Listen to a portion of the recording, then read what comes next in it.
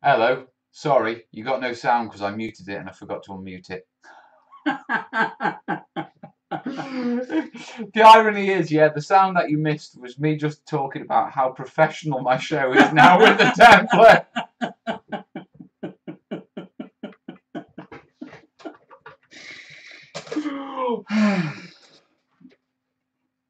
Let's be honest, yeah, Mel's never going to get that professional, is he? On top of that... Shall I start? Welcome to tonight's live show. I've got special guest with me here tonight. Template hero Mel. Jason Studio. Muppet. Right. Okay, so I've just shouted out... Listen, I've shouted out all your names. I mean, you may have not heard it because the mic wasn't on, but I'm not going through them again. We can see you here on the screen. Right, let me take you through what I've just been explaining. Yes. Perhaps I'll do a better job this time. Perhaps that's what it was about. Yes. You may notice how we've gone for a newfangled graphic, and I'm still tweaking with it. We'll get it there, don't worry. It's graphic now, not template. So that's better. Graphic, yeah. Graphic sounds better, yeah. Graphic sounds better, does it? Yeah, we like graphic. Okay. And basically the purpose of this is because you guys keep wanting to know what I'm working on and that sort of stuff. And because the webcam on my laptop is 4:3 ratio, the square ratio, and the webcam on over there is widescreen, which doesn't really fit onto this screen properly with the comments.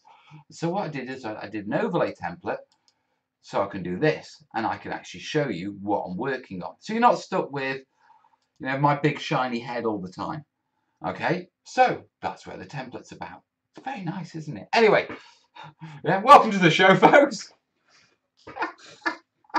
Classic. Look how professional I am, folks.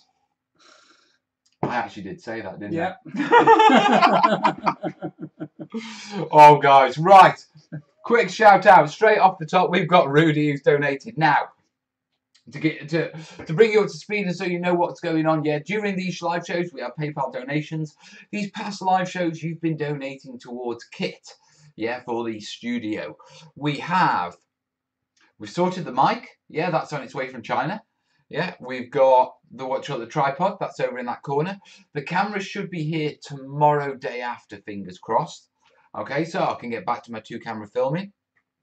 And I sort of ran out of things like, all right, what should we get? And so we're going to go big, yeah, because if I go little, you lot sort it. So we're going to have one that sort of drips along. You heard that, guys? Proper challenge. A proper challenge. Yeah, not this puddling about 100 quid here, £20 there. Go on. Proper challenge. Well, you see, it turns out, yeah, that it takes me, yeah, roughly 8 hours to render half an hour's footage on my computer. Yeah. And it doesn't help when the computer has an error halfway through. And Jace is telling me that he built a rig for his lad, yeah, that can render half an hour footage in less than half an hour. Which would be a massive difference to me, and the amount of videos and how much editing and all that sort of stuff, and how much work I could put into my videos. And so, how much did that rig cost you for your son? I think it was $650 with a 22-inch monitor. Well, we don't need a monitor. Yeah, so 6. Yeah, something like that. So that's what we're collecting for. Now, I want to make it perfectly clear. I do not expect us to get 600 in a show. I don't. I genuinely don't, and I'm not trying to. I do, even if I'm not there to kick you all. Oh, will you stop bullying him? He's awful. He keeps bullying me to try and make me make money. Yeah. So, but that's what we're going to. Now, Rudy has donated a couple of nuggets. Yeah, and so we are £598 away from our target. Yeah. But that's what we're collecting for. If you'd like to help, I know a lot of you have helped these past shows, so I'm not expecting, you know what I mean? Yeah, but if you would like to help, then that's what it's going for. A new little shiny computer so I can render videos much better. Much quicker. How many people are watching at the moment, guys? Because we can't see that right now. You let us know. According to that, it's 33. At the top of there. But that can't be right. We normally get more than that. You get more than that, people just falling into the live program by accident. Yeah. 8 hours. How much of that is turning equipment on I'm filming the ceiling. No, what you call it? 8 hours is how long it takes to to render. Yeah, so once I finish my editing, to click render as a final movie, yeah, it takes 8 hours per half hour. Which is why you'll notice I haven't been doing many videos over half an hour, because my computer doesn't really like being on longer than 8 hours. 32, it says, it'll build up. I think we've thrown them with having one on Monday. Yeah. Yeah. Well, that was your way of giving people extra because it died on what you call cut it. out on the fun show on Sunday. So Yeah. everyone was having such a good laugh at that show. It was a good show as well. Yeah. I was a gutter. It was the Kez and Mel show this week. It was quite good. Yeah. Me and my son, so that's one extra. Nice. It'll build up. It always does. It's going down. You see, this is what happens when I go professional. Whenever I go professional, I lose subscribers and viewers. I should stop doing it. Right, so what I'm going to do, you've seen my ugly mug enough. We're going to change to scene 2. Yeah, and let's see if we can zoom it in a little. Because I can do stuff like that. And we'll go that way a bit. Yeah. And we will crack on with doing these. So this is what I'm working on right now. I'm just scrubbing up these. Yeah, there's the camera there. I'm just adding a bit of ground foliage to them. Yeah, so that's what I'll be doing. Now, it's not really a question and answer session, but we can do one. It's whether I spot the comment. Yeah, so what is everyone working on while we're doing this? Jason's doing, what are you doing? I'm doing... Jason is building those. Blood Bowl goblins. Yeah. I've had them sitting in the study for about 2 months, or whenever they were released. And finally getting around to building them. Nice. I am just, like I say, scrubbing these up. You could do with moving that camera up a little, actually. I'm still working at this bit, guys, so there you are, that's a bit better. Bath time. Nice. You watching it in the bath? Don't, careful, don't electrocute yourself. Right, what do you call it? Mark has just done it here. One of the other studio guys, yeah, Mark, he's a gamer and he was coming up and we were just chatting 40k and that sort of stuff. But he got one of those creme brulee torches without any gas in. And he's just been playing with the trigger on it and he was holding it against his neck as he was playing with it. He didn't realise they've got an electric igniter, so he shocked himself. Very funny. It's a shame we weren't filming that. That was a good one. The sheer surprise in his face was how it happened. And then I said to him, isn't it battery operated? Oh, yeah. That's how it ignites. Yep. Shocking. So, yeah. That was bad. What? That was a bad one. Me? I'm full of bad puns. And it's just as well they missed the first 5 minutes of the show. So Isn't it just, isn't it? Right, very good, Mel. Don't smoke the product. No, you don't want to smoke this. Although I could probably sell it to the kids on our street for quite a bit. They'll probably smoke it and know no difference. They'll probably be back for more knowing the lot around our street. They've opened an oatcakes and milkshakes. Yeah, I saw Kez's photo. It looks cool. Looks like almost the same. They've got the same glasses, haven't they? Yeah, yeah. As milkshakes and oatcakes. Right, Martin's doing ogre armies on parade. Nice. What are you going for? Sort of like ogre tents and the big tooth? Yeah, I like the big maul. Yeah. I've got an Ogre Kingdoms fantasy army. AOS now, obviously, but I like my Ogre Kingdoms. Rudy's working on Frostgrave treasures and dungeon tiles for D&D. What are you making dungeon tiles from, mate? Kim says it must be one of those millionaires who have a TV in the bathroom. I have a TV in the bathroom. Well, I don't. I have a TV in Willow's room, and if I cock my head just right, I can look out one door through another.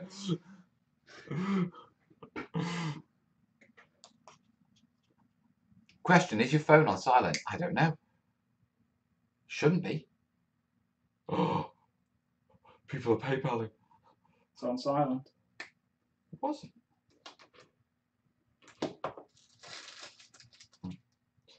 Well, I was looking at his phone, guys. We've already mentioned it, but Mel's after some money. You're brutal, you are, aren't you? Not subtle at all. Well, I haven't got my Word document in front of me that I can paste all these things on. He's got a list of things I've got to do to make money. He's got to bully me on. Yeah, so saving for a new computer for Mal so it can take less than a day to render a tutorial video. It's ridiculous, it really is. Well, the fact that I have to leave If I used to work in IT and it took me a day to do a job, I wouldn't have been in IT for much longer. Well, the crazy thing that's the real challenge about it that I find is that because obviously if it takes 8 hours to render a half-hour movie, that sort of tells you the processing power, which means I can't do anything else. Yeah. You shouldn't when you're rendering anyway. Yeah. And so it's like I have to leave my computer on overnight. And I'm not a big fan of that anyway. No, I'm not. You know what I mean? Yeah, with kids and plugs and all that sort of stuff. Well, I just don't anyway. I don't like leaving it overnight because you can't see what's going on. Yeah, but and that I have to do that because otherwise I can't even reply to comments or emails because it just. Well, if it's going that slow to render a half-hour video, then you won't be able to do anything at all. Yeah. And the problem with that is if you start to try and push it, it can affect the render. Well, you end up getting stutters in your video. Yeah, it causes mine to crash. Glitches. Oh, right. Noah's 8. Right. Noah's 8 has got us down to 959. 959? No, 59595. I'm going to have to put a little graphic on here, aren't I? Yeah, that's on my list. It's on my list of things to incorporate. Is it? Yeah. You didn't even know I'd done the bloody template. No, I didn't know that, but it's on my... For you doing these targeted goals now, which was on my list for him to right, okay, right, so I'm going to have to get that done. It was... So, we got Noah Z on. Thank you, buddy. You've got us down to 595. And then, what do you call it? We have Kathy. Now, Kathy sent 19. Oh, that's so that's 76. 76. 576. 576. Right, let's get Kath on the screen. Let's get our cat. There we go. So we are slowly chipping away at it. We will get there. We will get there. How much had you got? What was you down to? We were 595 minus 19, so 76. Yeah, that's right. I should write that down. It's going to be one of those shows. You can start it now, couldn't you? Write on a piece of paper and have it by the camera, target to the current amount, even if you've just got something daft in front of you. But won't you have to do it backward for that camera? No, maybe not. Dry white. Hey, look at this. We've got plastic here. Oh yeah, there you go. Gosh. So, see, professional guys. We are on. Oh, I'll just put my hand in my PVA. Oh. Don't you laugh. I'll throw a bunker at you if you're not careful, lad. No, not a polystyrene bunker. Do you like them? They turned out all right. Yeah, they're lovely. In the PVA. Very nice. Easy peasy. Although you can tell that is obviously, like you said, extruded. Expanded, sorry. It looks fabulous on here. It looks like proper texture. And on here, because you've sanded it down and done all your filling, the texture looks like proper. Because I've been to see the bunkers in France, and they're all pitted and marked like that. Quite chuffed. Good job. Obviously, the bunker video is on the channel right now, guys. So if you want to know how I made this one, and I made this one. Wait until after this show's finished and then go and watch it. You're a bully, you are. Right, so we've done the PayPals.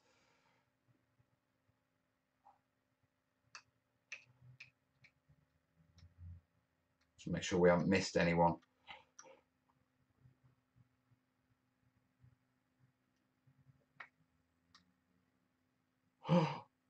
John B. We missed John. John sent 25 in. Wow. Thank you, John. 51. 51. Okay, I'll scrub that out here. I'll write that there. We are. Have we what you call it? Have we? We're 1/12 to target now. Yeah. 50. Yeah. Yeah. 1250 is a 600. Because I mean 70. So it's 51 in it. Yeah. Yeah. Yeah. 1/12 to target. We could actually do 10% of it on this show. Yeah, another £11. Come on. You bully him, mate. You bully him. Right. So Get cracked on. John B. Let's get John on the screen. Oh, not wrong key. Johnny be good. And he has been. He has.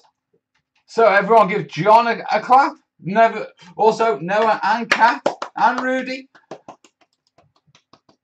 Because they're the ones who are helping to bring the tutorials to you. Yeah. Sure, I've got it there. What happened to the arm of that old chair? Looks like someone tried to build terrain out of it. Corbin, you chewed it. I thought it was you chewing it when you were doing the zombie board. You went a bit zombie chairman. Train talker, I got talking with a chap who bought some Mod 9 buildings for and asked if he did a tile. He said, no, bro, I'll draw some up with you. They're all different shapes. Probably will fill a 3x3. Nice one, Rudy. Build something on the left. Really? I hold these shows and you guys just talk about my either like the shine on the top of my head or my chair. Just watch your educational video on the bunkers. You need to make more of them. I love them and they're very inspirational. There are more coming. I did realise that I have actually got one more bunker video to do. Because we haven't done log bunkers. Oh no, log bunkers, they're my favourite as well. That's a good point. You know, fantastic. If you look in your World War II films, all the ones that are based in the Pacific. Yeah, the Pacific Rim. They're all log bunkers there that the Japs and and the Allies. Yeah, the Allies use them as well because the trees, obviously, you've got a ready source there with all your nice, strong, big trees. Palm trees, obviously. And do you want that in the studio? You can put me in a timeout. Yeah, you're gonna have got to gag. Got a gag. I'm gonna put you. Do you remember when you used to get sent to the headmaster? Yeah, stand outside his door. Yeah, I'm gonna put 2 footprints outside that door. You mentioned palm trees again. But no, what do you call it? It just occurred to me that, you know, obviously we've done the sandbags, we've done the foam board ones with doing the layered foam board to get that pour mould. Yeah, look. Which you've done on that. Yeah, then we've done the foam ones, and it just occurred to me that's the only other type of bunker. We have got Hesco's, someone mentioned, that we'll have to look at some point. Other sorts of barriers. Yeah, so we'll have to put those. I can see the Battlefield Basics going on for quite a little while longer, actually. Oh, there's all sorts of barriers, isn't there, as well? I mean, we did some that you got the resin cast ones, didn't you? Like the Jersey barriers and the other barriers that we got for the zombie. Build. There's all sorts of things, and they're dead easy to do as well, aren't they? Really. Well, we should do a barrier video, but I want to do one more bunker video because you can only have so many bunker videos before people say, "Is this the bunker channel?" You know what I mean? There's only so many bunkers we can do. Yeah, but I do want to do the log bunkers. Yeah, as a let's make. So we'll get that one done, and then, like I say, I'm going to do 6-foot trench line. Well, I'm going to do a basic trench video covering the basic techniques at how to do the trenches, because when we do the big one, I want it to be like, I want to build it, but I want to use all the different elements from the Let's Makes. Yeah, that's a good idea. I'll be able to say, right, so for the craters, check this video, rather than having to re-explain. A good thing with that one would be as well as showing people how to plan out an effective trench line.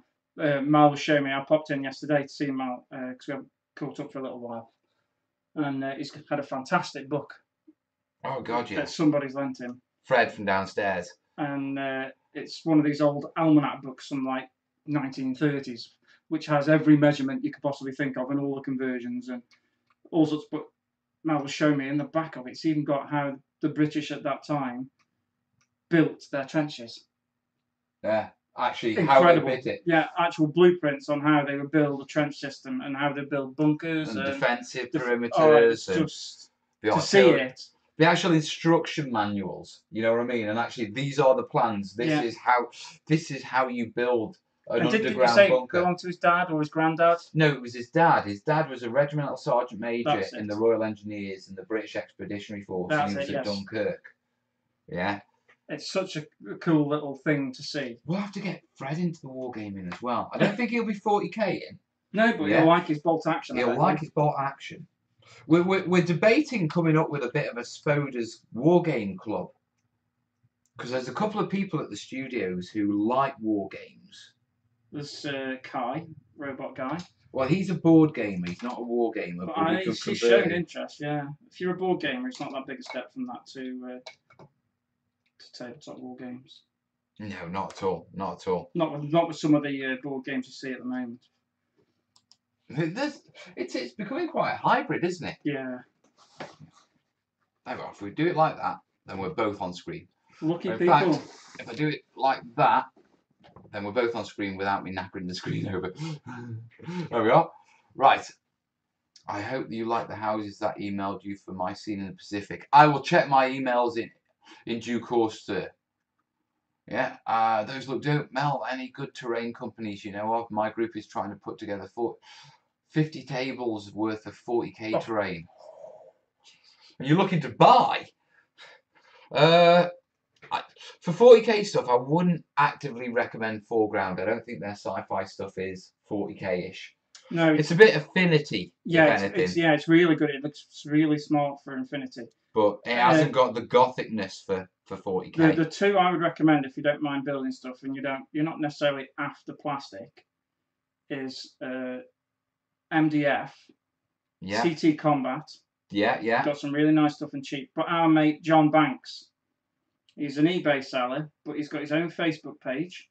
Go on, give him a punt. And his stuff is stupid prices. So cheap, you would not believe it. We did a little bit of a deal for some of the terrainiacs when we went to Robin.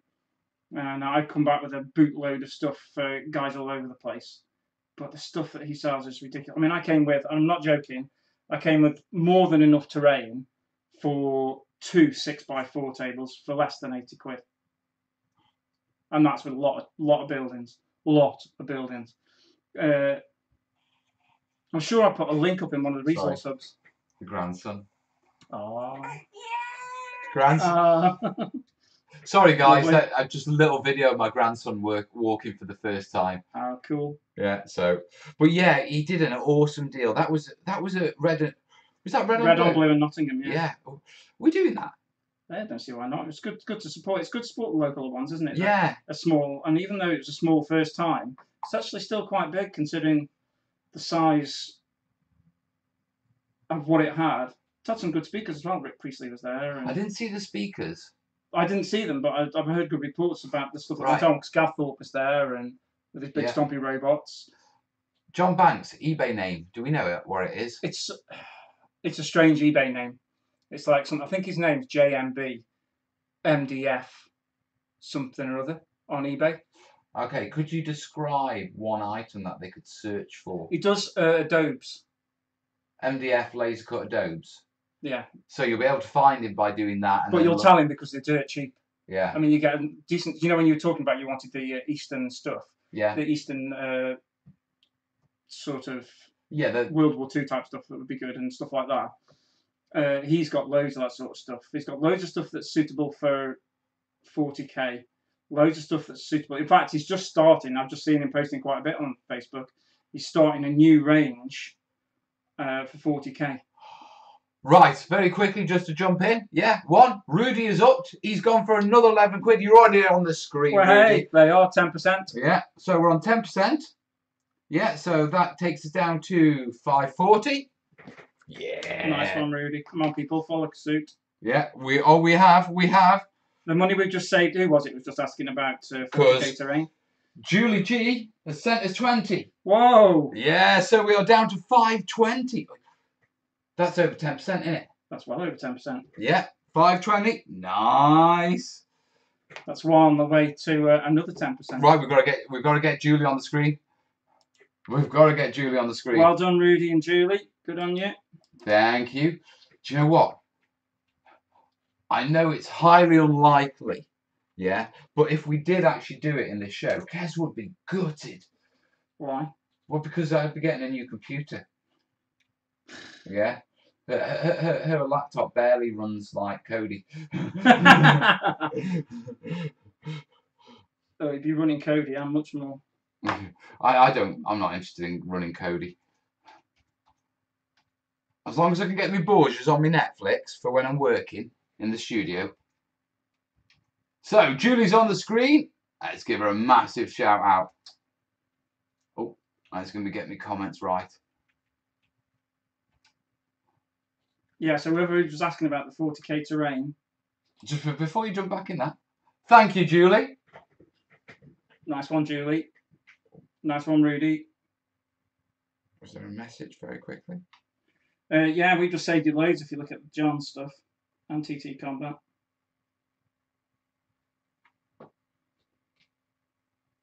So that's brilliant. So we are down to 520. So just let me come back in there as well. Go on. With John. If you find him on eBay, that's fine.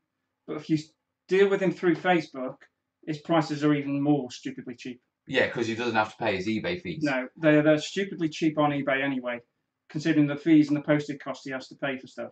Hey, Mark. Have you met Mark? No, you passed. You left, and Mark came just after you. Mark lives around the corner from me. He's a 40k player. Right. He's another one who may be interested in our gaming club. Oh, cool. Oh, do you play 40k, Mark, or is it just Bolt Action? Was he the guy who let you in? No, that's what. That's Andy. He's just an artist. All right. He's a nice artist. He does, contemporary art. All right, cool. I like contemporary if it's not too contemporary. No, it's not too contemporary. It's colours. You know what I mean? Interesting colours and mixes. Fine, yeah. I don't like Dead Cows in from Hell. No, it's not. It's not that. So he's a proper artist, but his pieces are. He works with colour. I'm not that into Mr. Hurst or Tracy. No. There's a girl here. Her thing is rearranging pottery handles. I'll take you down. I'll show you her work. Cool. Do you know? Listen, I don't want to diss. No, I don't want to diss anyone either. I don't want to diss other artists, yeah. But any of you terrainiacs will know the effort that goes into making terrain and making terrain look good. We all know the challenge, don't we? You know what I mean? It's all different materials, different paints, different techniques, and there's a lot of learning. I mean, I've been doing this for most of my life, and I'm still learning. Every day. Yeah. So, just from a professional point of view, when you come across, these contemporary artists, and there are a few in Stoke, to be truthful. There was quite a lot. Yeah, they like their contemporary art in Stoke. Me and Willow went to Airspace. Airspace is a gallery cool. by our local museum in the city centre, and it's a contemporary gallery. Some of the stuff in there is really nice. We walked in once, and they got an alien exhibition. Yeah, alien flora and fauna. Yeah, it was Millie put on twigs. I bet it was as mad as me. Yeah, well, you've never seen Willow look so disgusted at artistic effort. That's art. You get an F. Yeah. I'm a bit like you. I'm more of a traditionalist. When I see the stuff that Fred does on his website, that blows me away. That's what I see as proper art to me. And that's because we were brought up, there wasn't any such thing as, I mean, yes, you got your abstract because you got your dollies and stuff like that. And as a student, they were interesting. Yeah, it was but they didn't trump fine art. No. It was seen as an alternative too, but everyone still recognised. And it was all, the art world has changed in a way that fine art isn't good anymore. No. It's got to be contemporary, which, to me is skillless. Yeah, I'm much like my art when you can't tell if it's a piece of art or if it's a photo. Combat Diggy's saying, what is it with the green colour? Is it St. Patrick's Day? No, green is for terrain shooter colours, mate. It's for me. Jay Screen. Must be. Yeah. Rudy saying, Trade Shooter at the same time, figure bits on Facebook, Modern Hyman Dungeon Tiles. Also does a lot of fantasy scat and modern industrial. If he doesn't have something, you can send him some pics and he'll build it from scratch. Cool. Yeah. Last thing I got from him was a double-sided sliding wound dial. Nice. Evening, Jerry. Michael's saying goals. What's the goal tonight? Actually, the goal is pretty big. Yeah. We started off at £600, yeah, for a new computer. Okay, we are down to what's called it, because Jace reckons he can build me a computer, yeah, that will render my footage in less time than the footage is. And currently, it's taking 16 times longer than the footage to render the footage. That's bad, isn't it?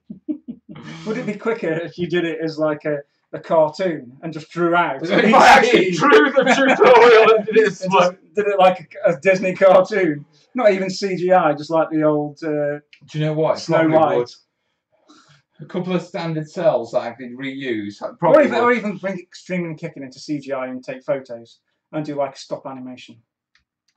Mel, would you be interested in auctioning off some of my HA builds and going half on the proceeds? No, mate, to be perfect. I appreciate what you're trying to say and that sort of stuff, but I don't want to get into sort of being a middleman, yeah, dispatching goods for other people, because at the end of the day, if I happen to dispatch goods for someone who isn't up to par and they don't dispatch them or anything like that, it's bit me in the backside in the past. So I tend to like, anything involving money, it's on my shoulders, and it's all on my shoulders, because if it screws up, it's on my shoulders. You know what I mean? Yeah, so I appreciate the offer, dude, and I appreciate what you're trying to do, but actually, no, because if I go down that route, I'm not saying you would, but if I go down that route, someone will, and someone will get disappointed, and it will make me upset. You know what I mean? And that sort of stuff makes me proper upset when I let people down. Well, when it comes to posting things, it's completely out of your hands. Exactly, you know what I mean? It's completely in. I'll bring the models in person. I appreciate what you're trying to say, dude, but, you know, I need to focus on what I need to focus on. Yeah? Good luck in selling. Get on eBay, get on what you call it. Get on the selling groups on Facebook. Yeah. They're all good. Start making terrain shooter flip books with little moving cartoons. I used to do those, but they were rude. Yeah, didn't we all? Learn that in art at school, and then everybody's was a penis or something else. We've got 60 watching, it appears. Oh, nice. Nice, very nice. There you go, then, everybody. That's 60 people watching. We've already had some donate, so that's only a £10 a piece. Really? And Mel meets his goal. You're mercenary, you are. Some people have already donated more than £10, so that takes the onus off. It's mercenary. I can't do it like that. I feel dead awkward. But tell you what, I will share a story with you. Yeah, because it had him giggling earlier. Me and Kez have had a bit of a falling out. Okay? Or more importantly, yeah, Kez is not in my good books. Okay? I haven't even started the story yet. Look at him. So anyway, there comes times in a marriage. Really? Breathe. Breathe. It's a good one. Have a drink of your water. It's a good one. Yeah, I think I will. Yeah. So anyway, there comes times in people's relationships, yeah, where you need to approach and talk about difficult subjects and sensitive personal issues. And almost bedroom subjects, aren't they? Almost? Yeah. You know, the sort of conversations where you approach, you know, the person you love most in the world and the person who's there to support you. And they don't judge you, and you trust them. Yeah, you know, and they understand why, you know. So anyway, yeah, last night I turned to Kez and I sort of said, like, I need some help, Kez. And I said, can you recommend something I can put on my head to stop the glare? To which Kerry pretty much doubled over in absolute fits of hysterics, fell off a chair and just curled up in a ball on the floor, giggling to herself for a good 5 minutes. And wouldn't look me in the eye or the glare. Yeah. Perhaps she couldn't look you in the eye because the glare was so strong. Oh, you shut up! So anyway, yeah.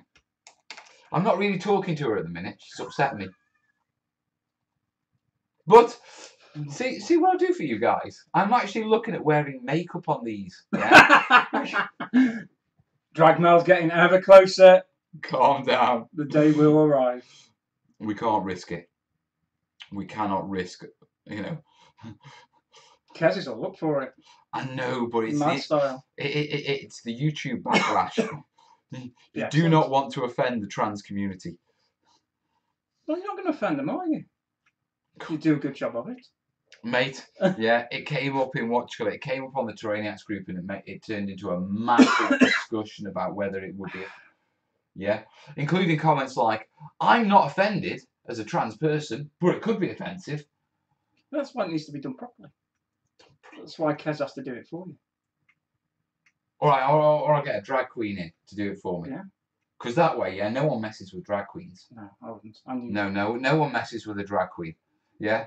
When I used to work in a supermarket, I had quite a few gay friends, and they used to go. Remember Mirage? Oh God, yeah. I remember dancing in the bars on Mirage. It was a gay club Yeah. in sort of Stoke, and we had some really good nights out there. And there were quite a few. Diggy. There were quite a few drag queens there, and they were always. You wouldn't mess with them. Scary. No, man. Scary. Oh. Funny, but scary as well. You weren't sure if they were being funny or they were going to rip your head off. But... Well, Kim's saying she's trans and it wouldn't offend her, so she's going to bring me something to stop the glare. I'll see you on the open day. There will be no glare post open day. Excellent. Matte medium as hairspray, you git. How about a TTT hat? Yeah, but my head gets hot. I think as long as you're not taking the mick out of the community of transgender and transsexual and cross-dressing people, but you're doing it in good faith for a particular goal that people have been requesting because they're a bit weird like that and want to see you in drag for your own humiliation. Yeah. Not to humiliate the community that's out there as a wider thing. Yeah, I completely self-deprecate, which the British people are very good at self-deprecation. I completely agree, but my issue is, yeah, that there will be a lot of reasonable people who see it exactly as it is. It's me taking the piss out myself, with no offence to any trans community, yeah, as a reward to you guys, A reward. For helping me, for hitting the target or something like that.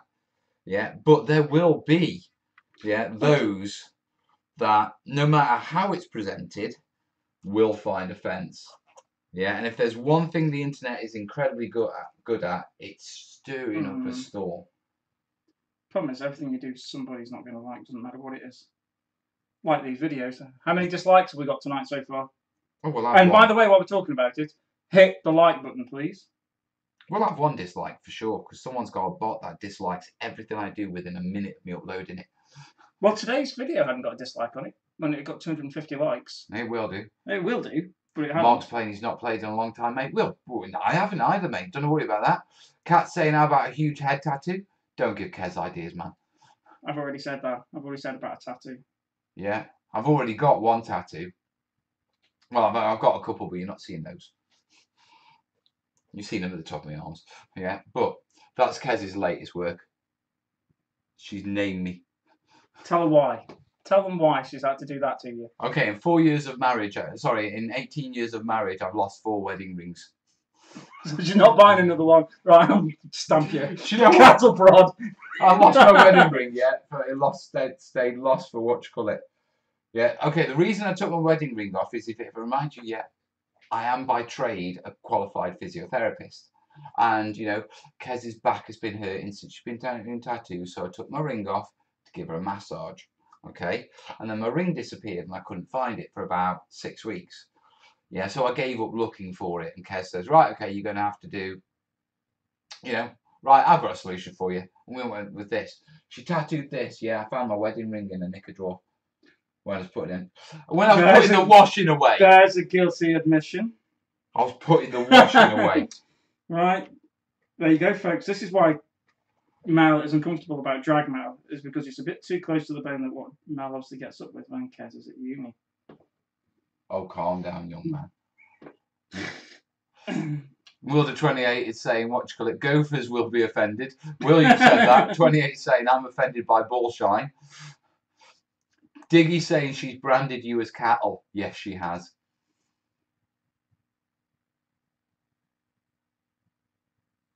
Kim's saying I should have a sign up exactly why, and so people can't misunderstand why you're in drag. That is a reasonable thing to do. If only the internet was full of reasonable people.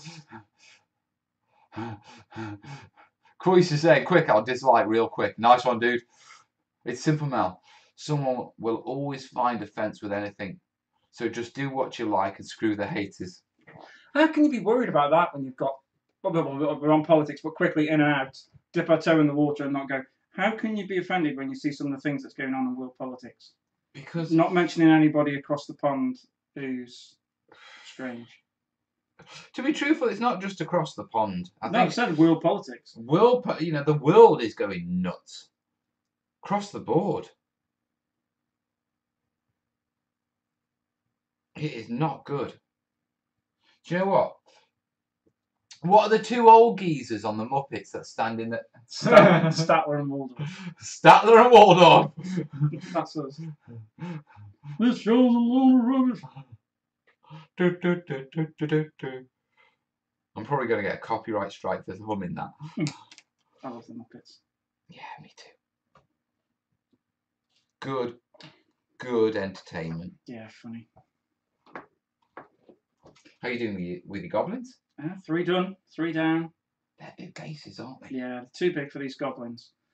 That's what I was looking at. I mean, if you look at like this one here, that's how much. Yeah, that's a lot of filling as well. I always like when I'm basing a decent join. Yeah. Do you know what I mean? I used to hate that with some of the models where you used to look down and essentially you've got a peg. You know, like they're one-footed leaping forward, and you're like, yeah, that's not that's Harlequins all over. Yeah. Which makes them look like really dynamic models, but you just know at any moment it's going to bend and break. Just so as you know what we're talking about is, we'll bring this up close to here. Yeah, look at that for a join. That's how much there. That little grey bit. That little grey bit sticking through the slot. That's how much there is of the base that's actually touching. Yeah, his fist is touching the floor as well. We can see, so he's giving you some stability there, but then all the rest of that line is going to be filled. On such a big base. Okay. Right, 28mm. No politics, no marriage, total bliss. Let's just make terrain. We're good at terrain, aren't we? Yeah. You know, we can do terrain. Or I'm doing terrain. They're coming together really nice. Yeah, now I'm only just putting the ground foliage on, like I said. Yeah, and we've got to do the bigger bits, and I've got to do a little bit of filming. There's more horse pubes to go on. Yes. No. I'm done with horse pubes.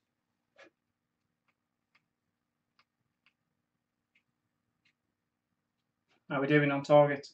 No more as yet. Yeah, but we are 520 for away from our 600 target. So we've done 80 so far today. Come on then, that's really, listen guys, that's really good, and I really appreciate it. If you're not sure what we're on about yet, we're saving up for a computer that can actually render videos instead of like you see, my computer renders videos at the speed of a 3-legged syphilitic donkey dragging a meteorite. Do you know what? If you printed that video out, that 30-minute video, frame by frame, if you actually printed it out, that would do it quicker. Do you think? If a printer would probably print that quicker in 8 hours than your 25 frames per second, 60 seconds to a minute, so about 120, so 250, 1200, 500, yeah, 1,500 a minute, times by 30, 30,000, 45,000 pictures. Yeah, probably could. 8 hours. In future, all tutorials will be delivered personally as picture flip books. Yeah. You can sell them. Today's tutorial's up for sale. Your A5 flip book. I'll tell you what, it's not flip books, and I know this is a little bit braggy actually. Yeah, not braggy as in our terrain braggy. Yeah, but we've got open studio days. And when I was over at Beasts of War, you know John over there who does the tanks? Yeah, I like John. Yeah, well, he was showing me something his girlfriend had got for him. And it was basically, she got a load of his model photos and sent them off and got it printed in a little portfolio. Oh, nice. And it was like a really nice book of just his favourite bits, you know what I mean, showing different things he's worked on. Oh, that's cool, isn't it? Yeah, nice, I was thinking, nice. You know, gesture. I hit him off for the actual details of who did it and, you know, how you're doing. It is just like, you know, it's one of those online, you know, load your images up, design your pages. Not advertising unless they want to pay money for Vistaprint. Yeah. Type of thing. But you know what I mean? It was like, I might get one of those done just for the open day. Because one of the problems with Yeah, that's quite a good idea, isn't it? when I have the open days is, quite often, as you guys know, when I build stuff, it goes. Yeah, your Yeah, commissions. People walk in and it's like, what do you do? And I'm like, I make a tree. or, you know? or the one I came to last year, I got to sandbag bunker. It was very nice, it was like a tiny pathetic stuff, you know, because all the big stuff had gone. Yeah, and so I might get a little portfolio book for when I get that, just so people can actually see what I do. At the minute, there's a general consensus, you see, going around the artists about discussions. Yeah. Mark, who was who was up here earlier. Yeah. Electric Mark. Yeah. He's having a frequently asked questions sheet put up. Yeah, with the first one being, yes, I do make a living from this. Yeah. But you'd be surprised how many people will walk into your studio it's like you're saying with and like, you make a living at this, and it's like, yeah, the cup handles lady. Well, yeah, well, you make a living at this? No. And it's like, well, it's because people are so incredulous about what people do. Yeah. It's like you say, look at what you do. How do you make a living doing that? Because there's lots of kind of people out on the internet who are desperate for the knowledge that you've got. Not desperate, but enjoy the knowledge. No, they're desperate. Come on. You've seen some of the people on this live show. They're desperate. Are you dead? Jace is calling you desperate here. We're desperate. 520. Come on. Not sure if it's possible, but it would be cool to get a little countdown donation counter in one corner of the screen. We will have it for the next live show. Yeah, we've just been discussing it earlier on. What I'll do is I'll move the comments up a little bit and it can go there of what we're trying to achieve. Yeah. Yeah, and our current target. It will mean I'll have to update 2 bits of text every time someone makes a donation, but it's worth it. And unfortunately, due to all the Brexit issues we're having, Mel's had to send back these little Filipino children that were under the table. Otherwise, we could have had them standing up with a board, like round 1, that thing walking around. Ogre Stonehorn is almost complete. What colours shall I paint the Rains people? They're pretty much all that needs. Do purple with a black wash. What's that for? Rains on the Stonehorn. Oh, right, yeah. With a black wash, real tanned. Yeah. Do you know what I mean? Well, if you think that they don't use an Ogre's Kingdom ogre, wouldn't use. I like painting my leather lots of different colours for Ogre Kingdoms because I've got an Ogre Kingdoms army. And the more colour, the better, because they don't do any of their own real tanning other than some of the animals they get near them. Well, if you think a lot of animals that they will skin are chaosy based, so they can be any colour because they're right on the edge of the wastes in the old world. Yeah, actually that works. So whatever colour, but purple's always a nice colour for leather. It's a nice, especially if you're doing your Stonehorn. The Stonehorn is the bronze one, isn't it? Because the other one is. I don't know. The Stonehorn is the pale one, isn't it? Oh, yeah, that'd be really nice with the pale one. Because the Thunder Tusk is the brown, is like the woolly mammoth. It's nice having someone who actually knows something about the game, isn't it? But the Stonehorn, if I'm not mistaken, is normally painted by GW as like an icy creature, so it's like a polar bear skin. Right. Ah, right, got you. So it's more chilly palette. So the purple against that will really stand out. And I like purple. I like purple as a colour. I think it's on a model it's lovely. Lots of my Ogre Kingdoms actually, they're different colour. Their like leggings and their tunics are all different colour. Well, what tunics they've got, because they're mostly naked top off. But the leathers are all sorts of different colours because they're cobbled together from different Imperial Army uniforms. Right. Mostly. So they haven't got the skill to make their own stuff, have they? They just cobble it together from what they capture. Can an ogre tailor? Right, put those there. I've got these to do. What's on your shirt, Jace?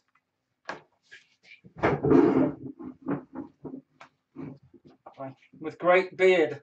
With great beard comes great responsibility. Shane ain't got a great beard. Do you know I trimmed it last night? It's had the trim last night. It's a lot shorter than it was yesterday. Is it? Yeah. A bit of a clean because that's getting gopped up.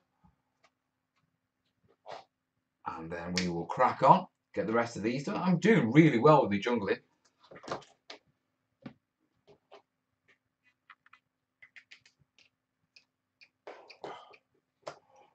Looks like PVA and paint. PVA and my jungle blend. And that on these looks fabulous. One wants to add the bigger clone. But just on these ones you've already been doing, it's fabulous texture, colours. The texture it conveys with the colour, should I say. Kat's saying she loves listening to nerds talk nerd world. Are we nerds or are we geeks? Nerdy geeks. No, there's a difference in it. Nerdy is more science. Geeks is more... Nerds is intelligence. Is that what it is? Yeah. So you're in... So we're not nerds then, are we? You remember the film Revenge of the Nerds? You ever seen that? Was it National Lampoons? Yeah. Classic. When they were all was brilliant. Into tech, into computers and tech and into science and maths and all that sort of thing. So I've seen a few films, Revenge of the Nerds. Well, the original classic one. Yeah. Fantastic. Yeah. Bleatron's definitely calling us nerds. Yeah, there's a fine line. It's a grey line between nerd and geek nowadays, isn't it? Because most geeks are into computers. Well, computers are computer nerds. Or as used to be. But now it's computer geeks. It's computer geeks, is it? Yeah. Well, there's in fact a really good website. Well, then computers became cool, didn't it? Yeah. Well, video games. Yeah. I remember when video games, you've been an absolute nerd. And now everyone's jumping on the Xbox when they get home for a bit. How many households with somebody under 40 don't have a console of some sort? Everybody's got mobile phones now. Everyone's a gamer nerd on mobile phones. I'm not. Well, I'm not. But you're on your Xbox, and so am I. No, I'm not. I don't play Xbox. Oh, computer. It's still computer. Okay, right. Okay, yeah. Admittedly, come on. I do like rolling around in World of Tanks. You've got a Steam account that says it all. I only got the Steam account because I got that free that free license for Total War. So my computer won't run it. I'm not surprised if it takes 8 hours to do a half-hour video. The message you get when your computer can't run Total War is basically, it's condescending. Have you thought about upgrading? World of 28 is offended by the term nerd. Get over it. I don't mind. The example is Big Bang Theory. Bleatron saying, I am, however, a turbo nerd. Turbo nerd. You got to be careful how you say that. Yeah, you have, haven't you? Hey, James, how you doing, buddy? I love Big Bang Theory. See, now they are nerds, but they're also geeks. If you don't have a console, you must be into emulators. No? I play one computer game, World of Tanks. Okay? Because my computer will run it on the lowest settings. Okay, I can get about a frame rate of about 25 frames per second on the lowest graphical settings, which is enough to nail people. I'm really good at killing people on World of Tanks. Yeah. Now, it'd be really nice if I could up the graphical settings. Yeah, because half my time in World of Tanks is spent driving around buildings trying to screen capture them as painting guides. My team has lost battles because Mel's been trying to get some good screenshots of a particular rock. Well, you might be scared, you see, if you get a decent computer that can run World of Tanks on high settings. Because Tom's seen it on Tom's computer and he's got an Xbox One. Yeah. And compared to Xbox 360, which I'm really, really familiar with, I played a game on his Xbox One and I just couldn't get what was going on. There were trees that actually moved and there was grass and all these sorts of things. And I was like, what's going on here? You see, that's the benefit. You see, that's the benefit of playing on the lower graphical settings. Yeah, you don't get none of that. Yeah, you don't get any of the intermediate stuff. Oh, just let me do that. Any of the intermediate stuff, because what you call it? You just see like land and tanks. That's it. So you've only got. So it's dead easy to kill people. They Which can't hide behind bushes because my computer isn't powerful enough to render them in game. It's so distracting seeing all this extra scenery and terrain that I wasn't seeing. Diggy's saying, I know you play World of Tanks. I fragged you loads of times. Ooh. Are you secretly following me, World of Tanks? Do you see me on a... What's your username, Diggy? I need to add you to my list of people who must die at the start of every battle. Got a stalker. World of Tanks stalker. Does your computer have a man cranking handle at the back? No, it's got a hamster and a wheel. Half a hamster by the sounds of it now. Bleachon is also against Big Bang Theory for perpetuating harmful stereotypes and being distinctly unfunny. Really? Oh, I love Big That's a Bang bit Theory. political. I love Big Bang A Theory. ghost clown is saying as a physicist, Big Bang Theory is massively annoying because everyone thinks that we're all like that show and act like the characters. Yolandris replied with, "Okay, Sheldon."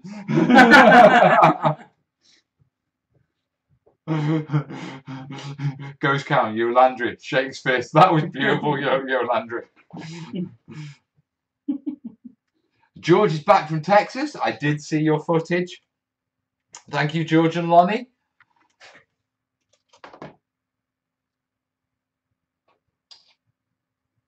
I don't know how you feel, but I'm thinking of doing Essen this year. Ooh. Essen drops around about the same time as student finance. What better way to spend it? Well, you know, Mel's not going to get a proper holiday this year, so Essen. So I'm thinking about it. Matthew Tubbery, what's your username on World of Tanks, Mel? The Terrain Tutor. Yeah, genuinely, same as the channel. Because I registered for the account at the same time.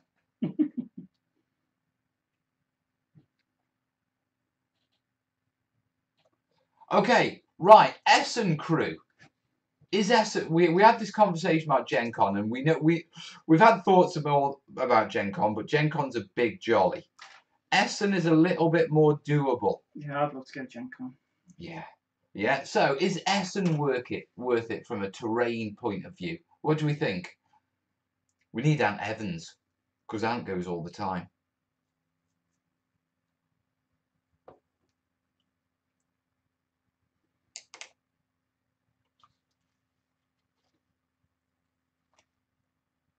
No, George, it's just you, dude.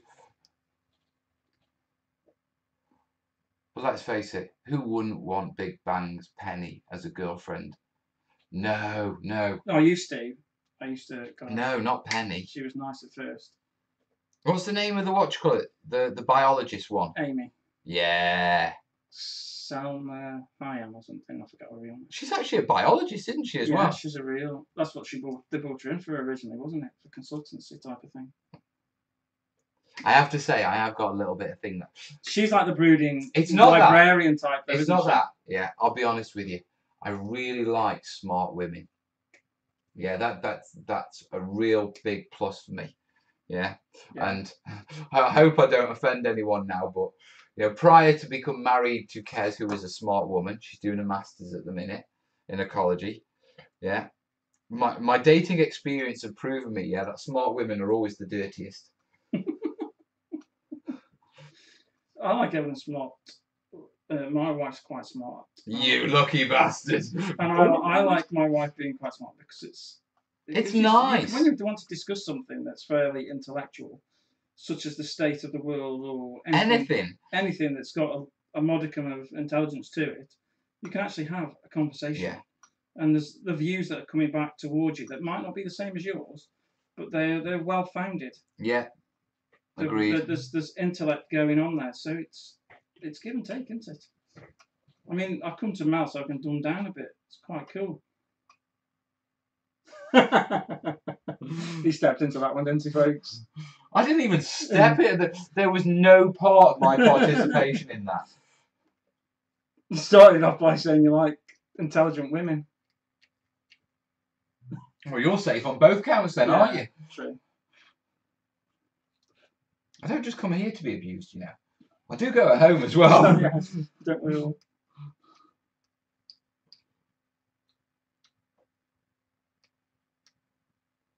Get back to your sprue clipping. Mould line scraping. Is that what you're doing? I hate mould line scraping. Diggy says, I'm right. I know I'm right. I researched it heavily before getting married.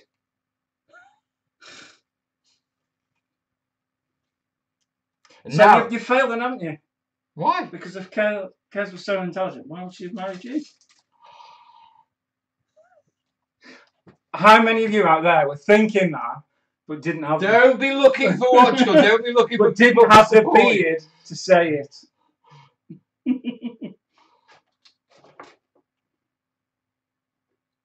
Places for people like you, you know. Sitting next to you.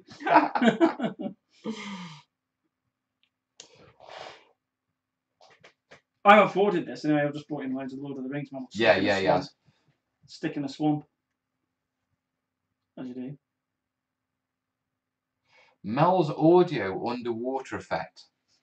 Let me just silence the mic just in case it is us. Because you never know with us. 3 more of these, and then I've got 2, 4, 6, 7 of those.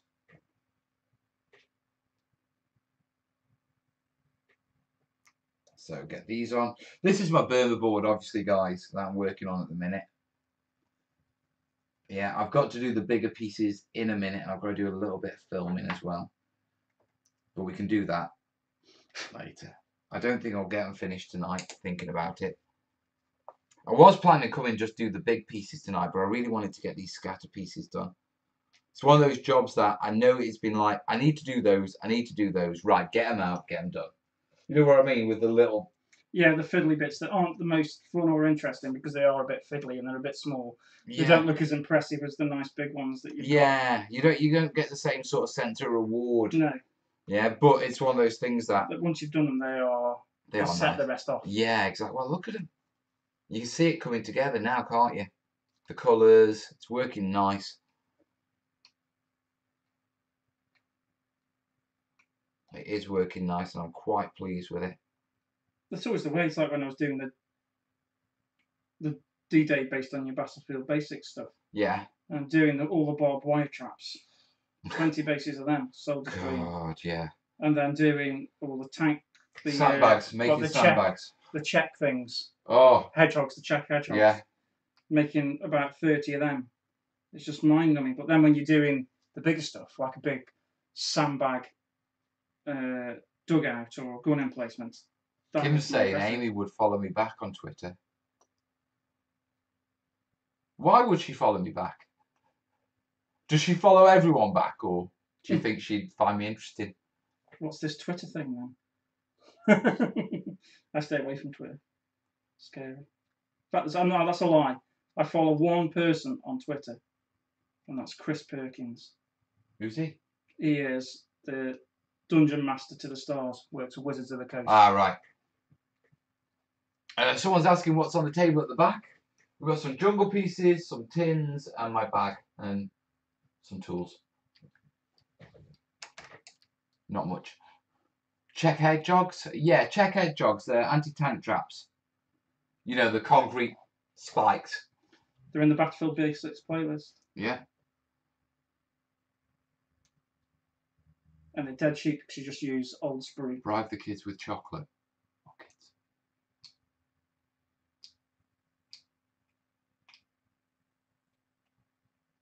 Can you angle the camera down a bit so we can see what you're doing? I could do one better than that.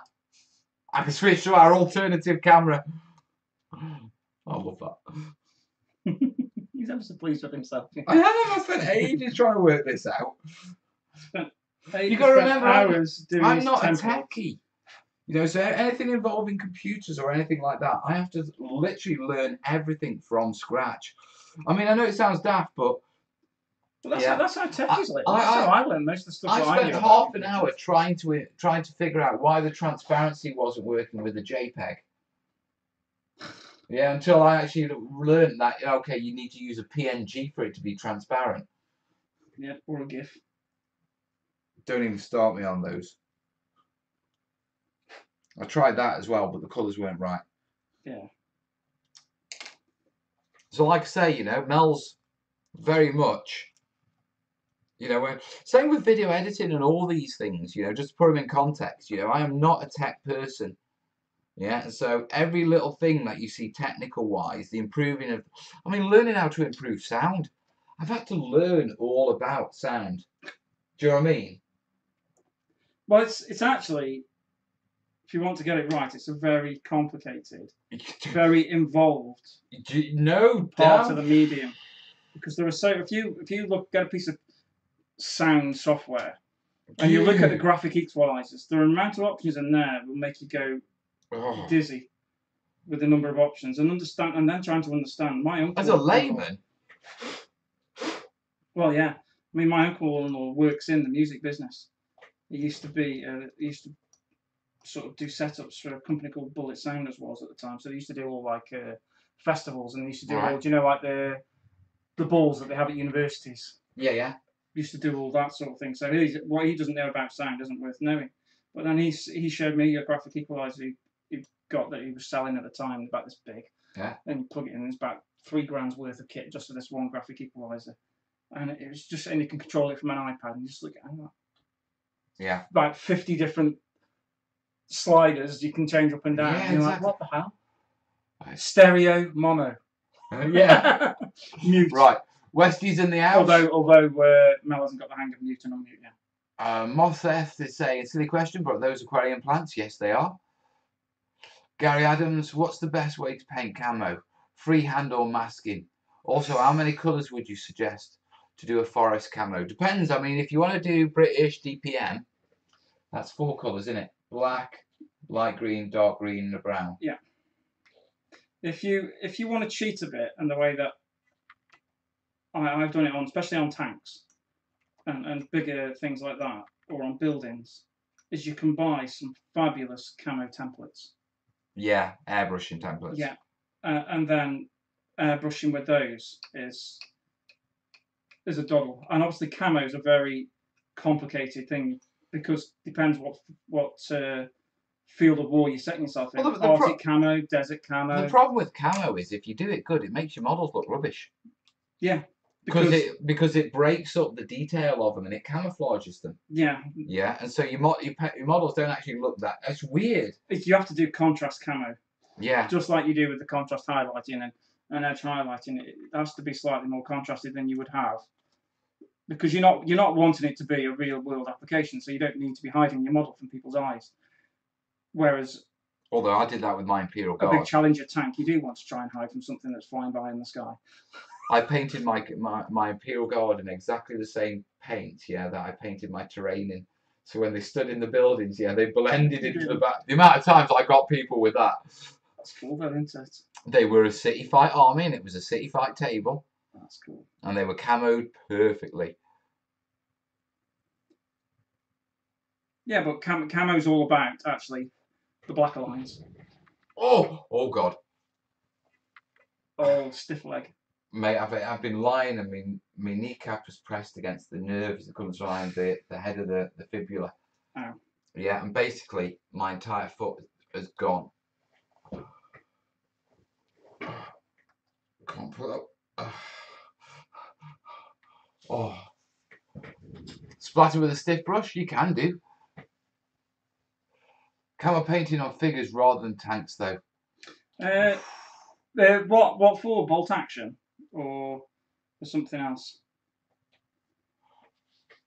If it's for World War II and things like that, the amount of resources out there are phenomenal for camo. You name a camo type, and you should see how many different camo types. Just like, for example, the Germans had, because they had so many theatres of operation. There are, even within the same theatre of operation, there are Arctic camos about. Oh, God knows how many there is. There's loads. There's tons, man. Absolutely tons. Tons of different patterns out there, and there's loads of really good reference to find. So we can't be more specific than that. I like some of the Eastern European camos. Yeah, well, there's loads. The reds, I like the ones with the slightly red tints to them. Have you seen the urban camo? The actual urban block camo, which you look at it up close and it's like, that will never work. Yeah, but when you see a tank next to a building and it's like, where's the tank gone? Yeah. It's clever, isn't it? Modern camo is fantastically clever. Because like you say, you look at it and you think, God, that's hideous. That's abstract art. Yeah. It's never going to work. It's going to stand like a sore thumb. And then they actually stick it in context and it's like, that's beautiful. Yeah. That works a treat. You can tell that there's some nerds been at that, as we're talking nerds and geeks. As we're talking nerds and geeks. Oh.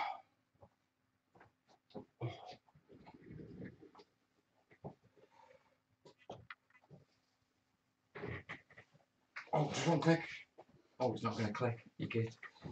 Gary saying, I have a World War II jungle theme with a hidden hangar with an aircraft sticking out. Very nice. What sort of Anthony's theatre? talking, what do you call it? Anthony's talking palm trees, so he can shut up. He's going to get banned. One of the workshops back. Welcome back, buddy. What theatre of operations are you looking for your camo? I'll perhaps give you a bit more. Do you know what? I'm going to step out and grab a quick cigarette. That's fine. Yeah, I'm going to leave you with the very capable Jace. There he is. I'll stop figuring. Yeah. In a second. We'll read some comments. And I'm going to go for quick nicotine fix. I won't even bother making a brew. And it's going to be that quick because I need to stretch this knee out. Stretch it back out. If I don't, the real question is whether it goes on me as I try and go down the stairs. If you hear some bangs, yeah, and the stream will come rescue me. Right, back in a sec, guys. We'll just stay on. Just be no man.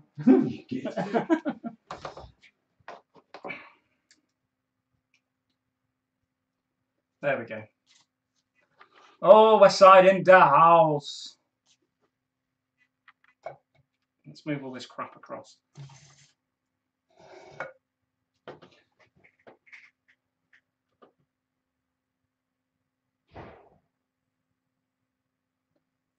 I'm just trying to find who was asking about the camo.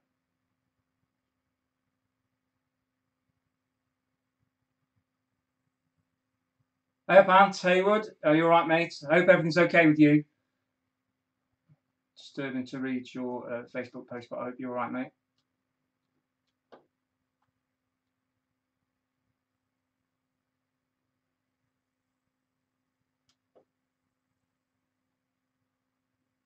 Oh, forest camo. The best forest camo, in my opinion, that I love, it's just personal, but, I need to bring this subject up with Mal as well, and I'm trying to remember, is if you look at the Forest of Endor rebel troops, their forest camo is nice. I like theirs.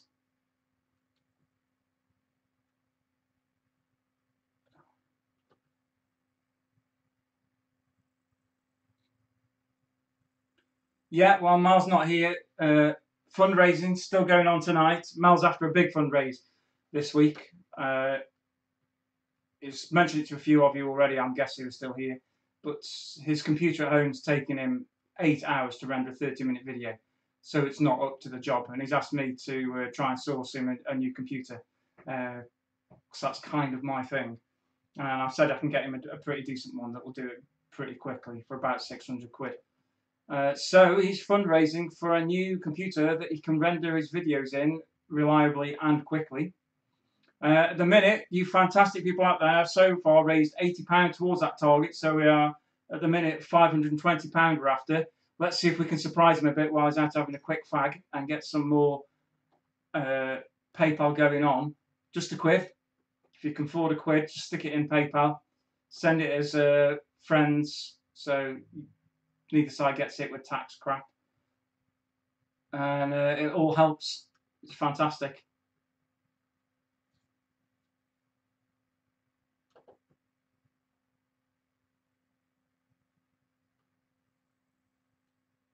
Yeah, I know about that sort of thing, Ant. As you've probably seen, going from the last few weeks with me, issues reoccurring or new issues making even newer issues.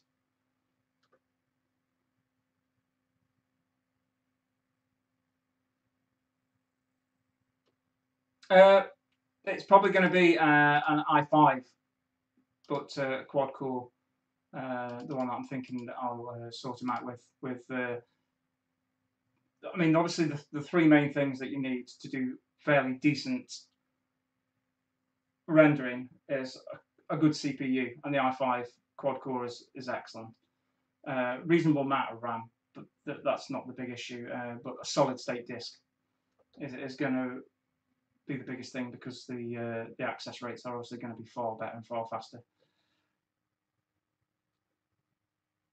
Quid and £1 sterling, they're the same thing, George. It's like saying a greenback and $1 in the US. A quid and a pound are exactly the same thing. 1 quid is £1. Yeah, I quite like the Acer CPUs, but they don't have as much support as I found as the Intel, sadly. It's a little disappointing, but that's the way it is, isn't it? So there's not a lot you can do about it. So if we're going to go with something, you might as well go with the one that's more widely supported.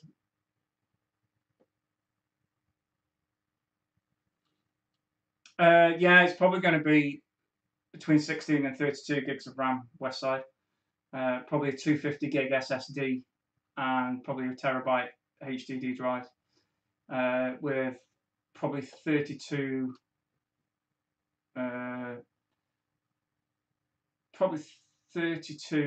RAM on a graphics card as well, so a fairly decent graphics card.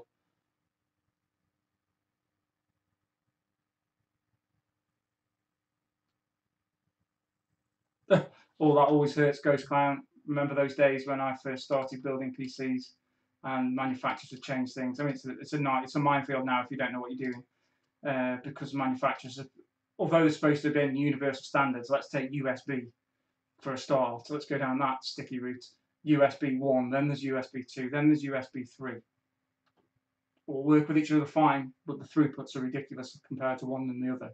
Then you've got micro USB, mini USB, and the amount, and that's just phone chargers, never mind devices on a computer. So it can be a minefield, but that's why I'm here. Because I've walked through that minefield and come back unscathed. Have you broken it yet? Yeah, broken it, good style. £600 in total miscast terrain. We're at 520, so there's a way to go. We'll soldier through. But, like I say, I'm not expecting to do it in a show or even a couple of shows, but we'll slowly get there. And then when we get there, I'll be able to do movies. There you go, guys. There's your target. Let's try and get it done this show. Let's prove him wrong. And then he's watching now. 52. That's tenner each. £10 each. 10 pork pies. 5 pints.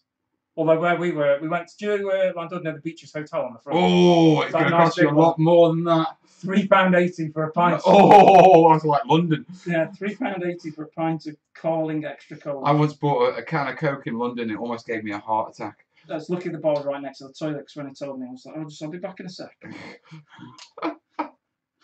I'm not cheap, guys.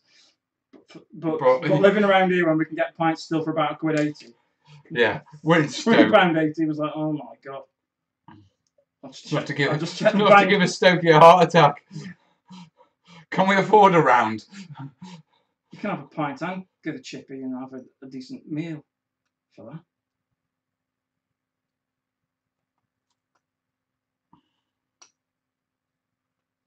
Got my glasses on and trying to cut things.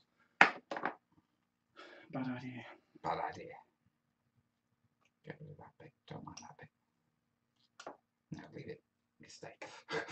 When you were a lad, did you used to play in the brook, Lyme Valley? No, because I grew up in Wales. You were a bit too old for that, weren't you, when you came here? Yeah. £6.50 for a pint at Wembley.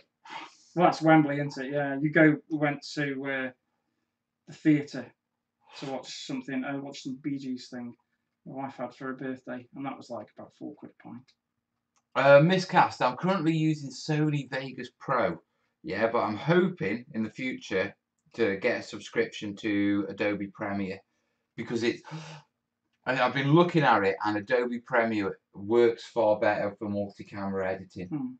Yeah, Vegas you have to manually do it, whereas a Pro, Adobe, yeah, they sort of have this system where you load them in and it automatically recognises it's a multi-camera. Cool. It organises them all for you, and you just switch between camera feeds to select your scenes rather than having to cut one out, drag it up into a different timeline. So it's been a while since I was proper video editing stuff, because I used to do stuff on YouTube as well, and it's been a while since. Did you hear that?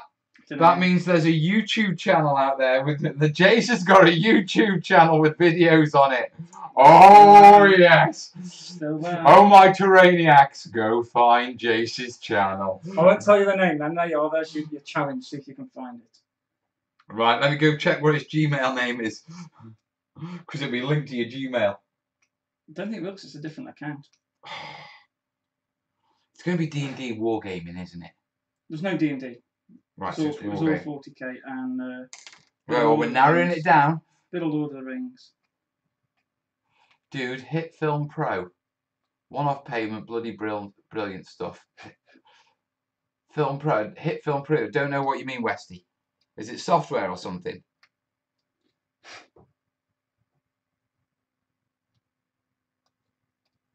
Hit, didn't they used to do like 1980s videos, VHS, Hit Entertainment. They did all the kids shows, don't they? They did a compilation of the kids shows, one episode of each. Kids have got some.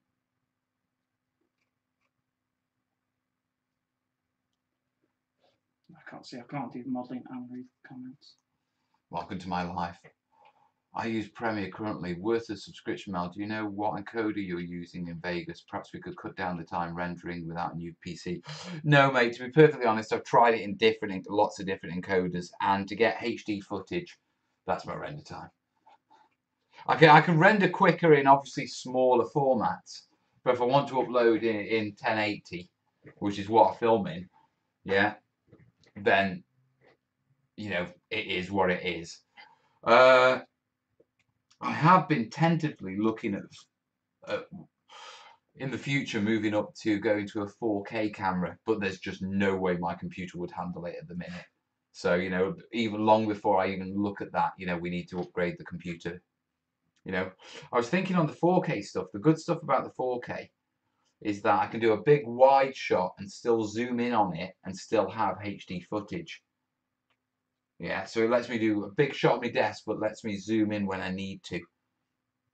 But like I say, the first thing is get decent rendering, get decent editing, yeah, and then get the multi-camera stuff back. Now I've got this other camera coming.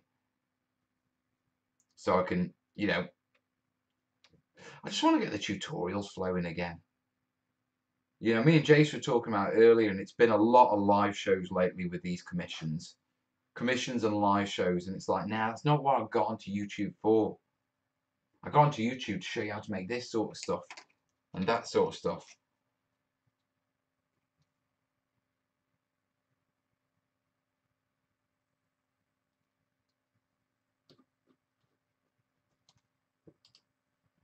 Yeah, that sort of stuff.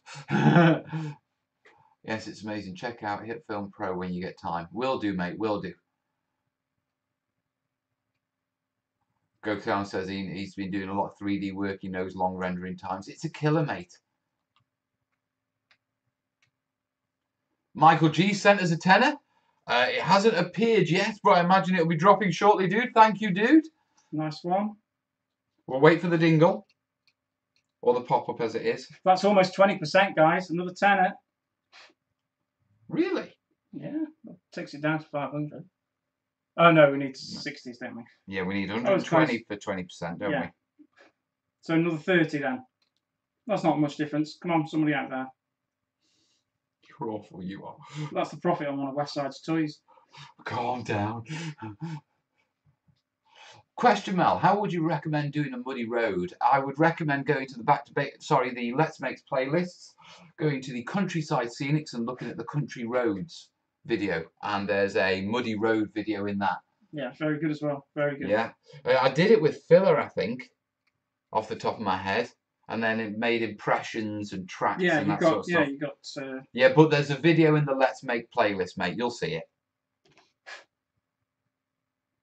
Sorry, I'm not on the other end of the screen. I'll link it. It's all right. Are you tight? You saying hi from Canada?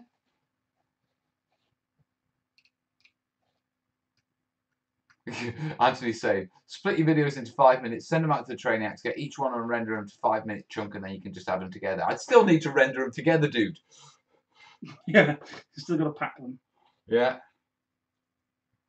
I mean, Jace was offering to render stuff for me, but it's the logistics of getting it up to him rendering it, You know, hoping all the settings are the same on his machine, and then it coming back, and it's just, I need to get the right kit for the right job. At the end of the day, that's where it comes down to.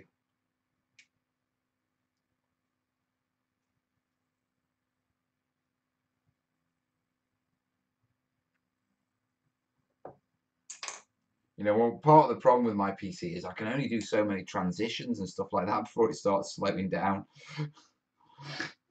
Yeah, when it does slow down, my preview window pixelates. I've got no idea how good of an image it is, because it's like, yeah, it could be good. I think that's what we're looking at there.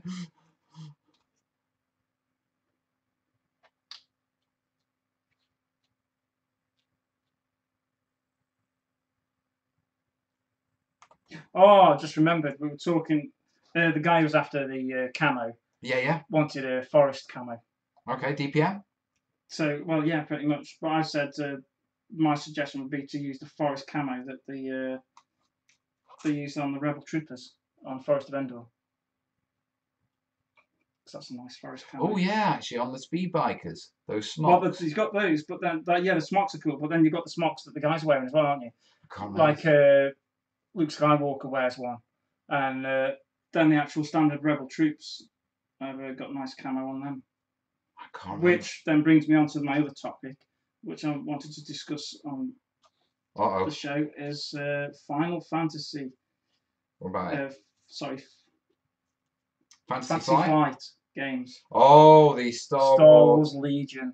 I've already had 4 messages asking me if I'm going to be doing terrain tutorials for it. It looks fabulous, man.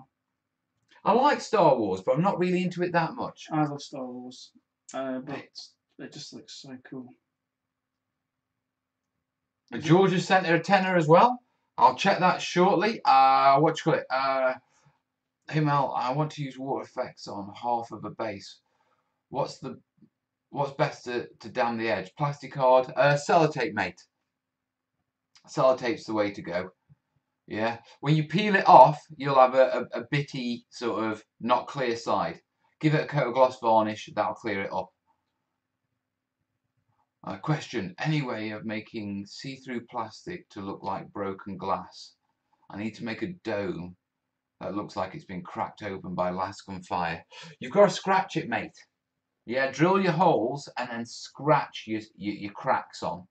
Okay, if you cut them through, it's too clean of a cut. You don't get the sort of cracked look. Yeah, and any impact on glass is like this crack around the edge. Yeah. So you want to scratch your cracks on, mate, and that'll work on plastic. A good thing to look at is if you look at images of people who've got chips in the windscreen.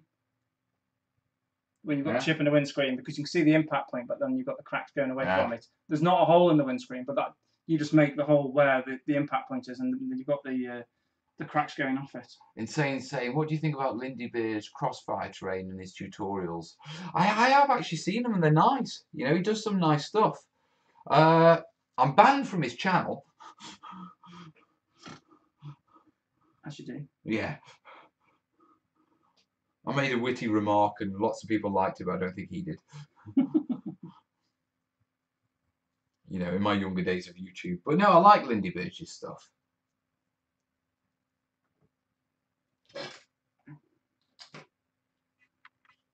He's a big war gamer, plays up north. But Crossfire is supposed to be a good game. I haven't seen much about it, to be honest. Crossfire, it's a bit bolt actiony. It's World War II. Yeah, but the key thing about it is until you come into line of sight of enemy troops, your units can keep moving. Measurement doesn't come into it at all. Oh, cool. Yeah, and so it really slims the game down. So that's a bit like the I forget what the genre's called, but the games that you can have on. Oh God, I'm trying to think of one. The only one I can think of is Third Age Total War. And what happened in that is you'd move around in the game. Yeah. Kind of like a third person. And then when you got into an encounter, it then switched to the combat, and then it was turn-based. Right, got you. So it's kind of that sort of thing, I guess. No, it's more reactions and what you call it, counter reactions with Crossfire. It looks like a good system, to be truthful. A lot of people like it. I use sellotape. Yeah. I'm a graphic designer and a motion artist. Feel free to contact me. See if I could help you and find. Look, trust me, mate. I have hammered the hell out of my computer to try and make it quicker and render. And I think that, you know, when you got to realise when you're doing video editing, having a single core computer, it's just not up to the job. For all the love, you know, for however much I'd love it to be up to the job or be able to. Spicy food you feed the hamster.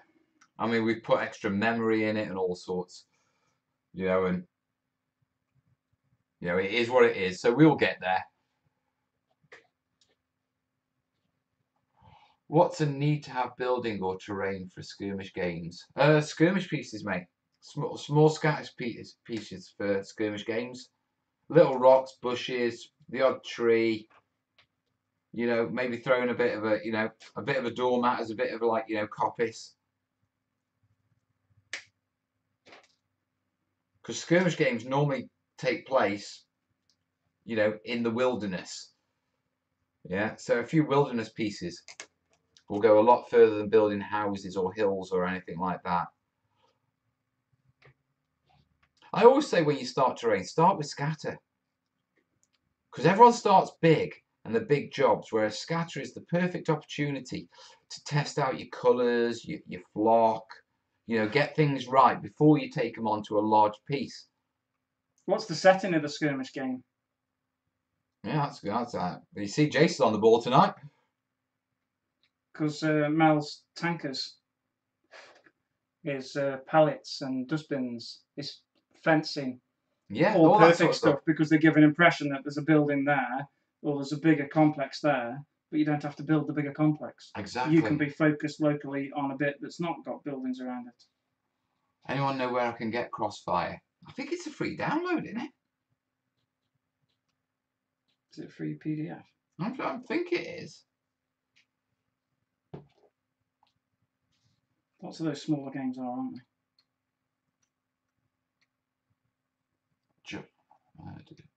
John Banks is trying to get his head is trying to head this way to the live show. Ah, you called him up. Cool.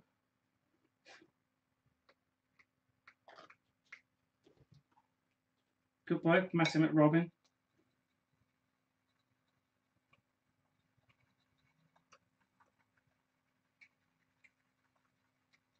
Mixing PVA.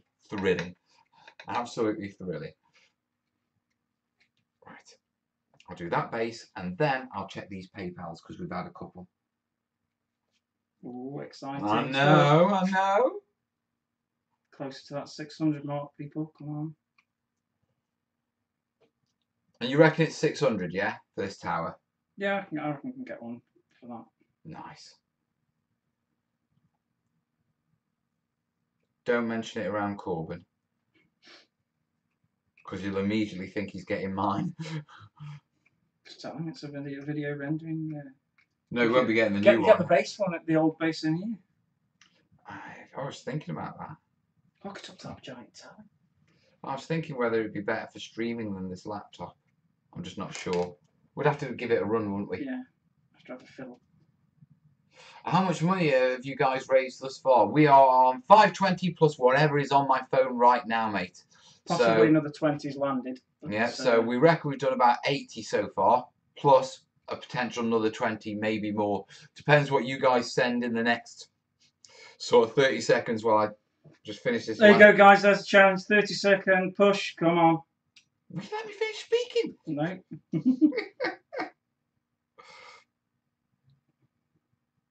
30 seconds. It's less than that now. It's nearly 20.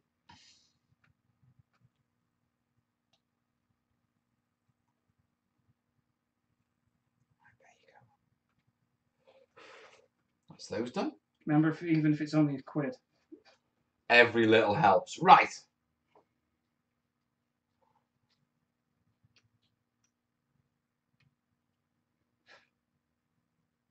Crossfire.wargaming.info. There you are.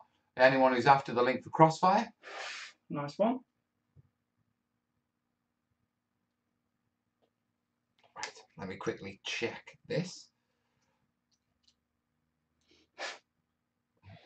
Kez is messaging me as well. Oh, somebody's messaging me as well. Being harangued by the bosses.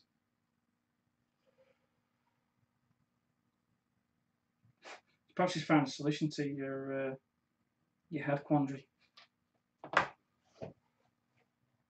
My makeup. Yeah. The glare. Glare gate. Look at us, we're live on YouTube and we're both stuck on our phones.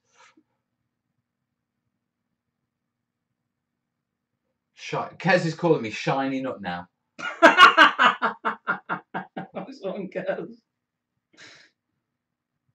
She's watching the show. Nice one, Kez.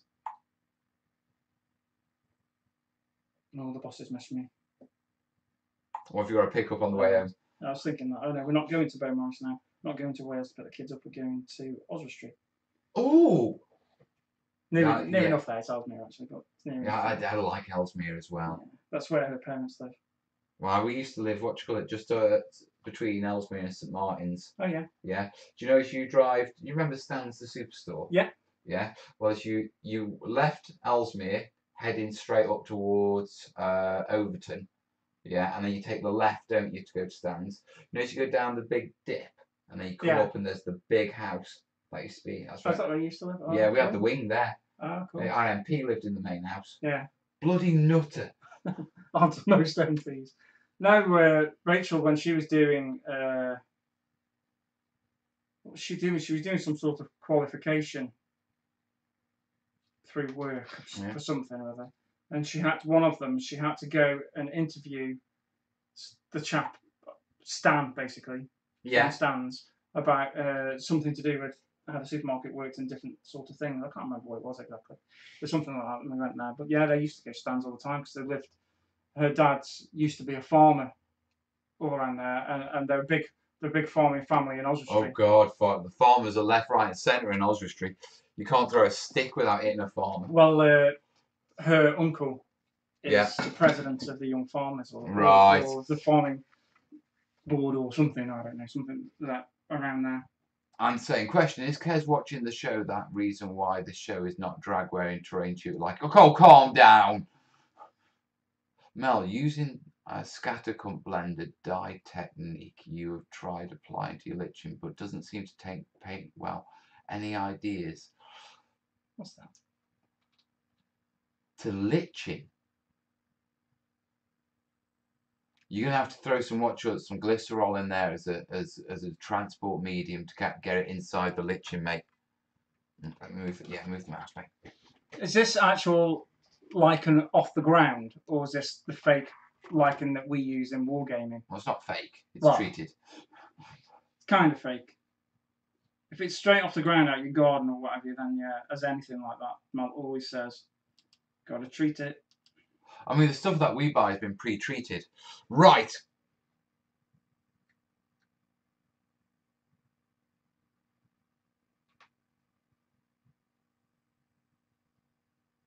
We have... Oh, you're putting typing. Yeah, I'm putting text in, dude. Calm down. Switching the camera. We have a tenner from Anders J. Nice Thank one. you, buddy. I have a feeling this writing's going to go up. Okay, and then we have 15 from George. Hey. That's George and Lonnie. Back from their American. Yeah, Odyssey. Jolly. I think they're back in Texas now. And then we've got a tenner from Mike. Mike G. Good on you, Mike G. So that's an extra 35. We are... Right, I've just got to move this so I can actually see what names of... Right, so we're to Julia. They are. So, I've got to get these gone. I'll extend that bar when I next redo this graphic. Yeah, so it goes under the chat. Yeah. Good idea. Just to keep it really nice. So there we are. Thank you, guys. Right, that brings us down to... How much was it? 35? 35. So yeah. 485. Now, we are only a fiver away from 20%. Yeah. £5. You guys are awesome. You guys are really awesome. That's what makes the terrainiacs community so fantastic. It is, isn't it?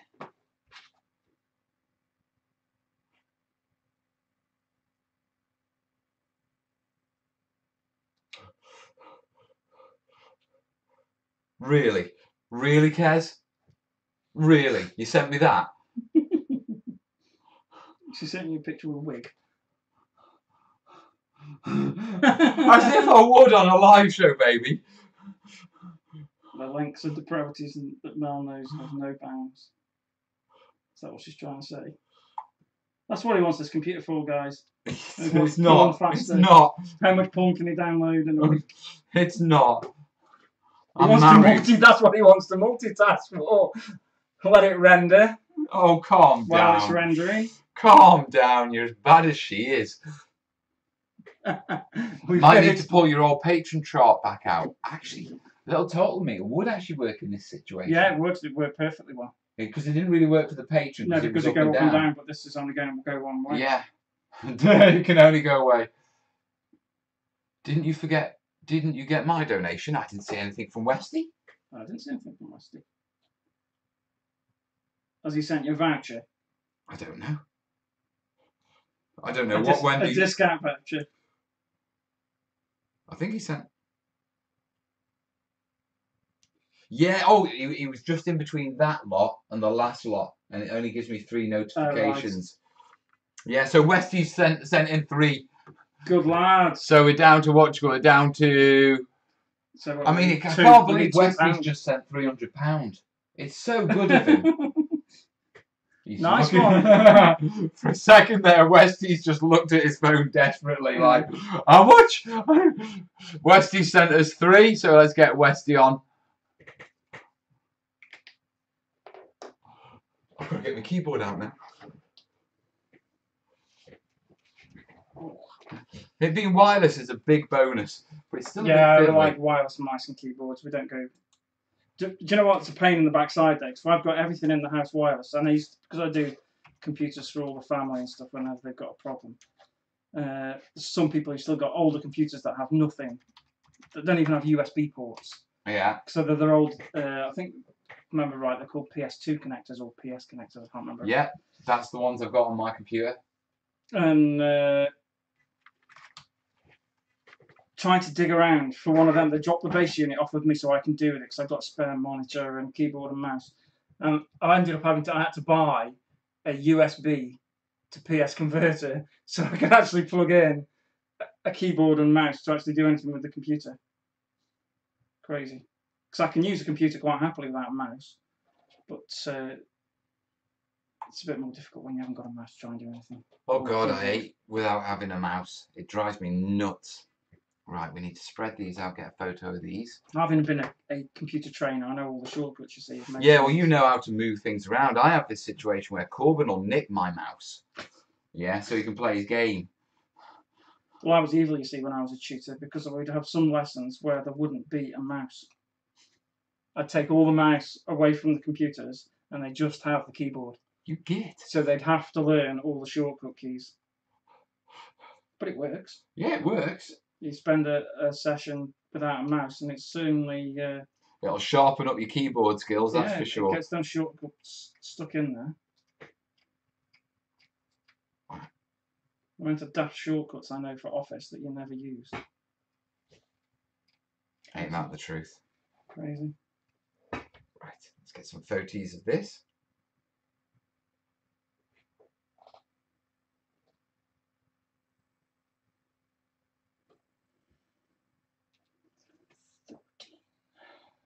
Right, on that side. So I have managed to do all the ground foliage, the basic ground foliage on all my scatter pieces. That's a win. Yeah, they look lovely, don't they? And that's probably the hardest bit, because although it takes you more time to do the bigger pieces, like you say, you feel like you're achieving more. Yeah. So it doesn't seem as hard work. Because you can see a difference straight away, whereas these, it's not until you've almost finished them that you actually feel like you've accomplished anything. So, next job. I'll leave the video in on this bit, until later. I mean, we're only on 9:30 at the minute. We're okay. You okay for time? Yeah, fine.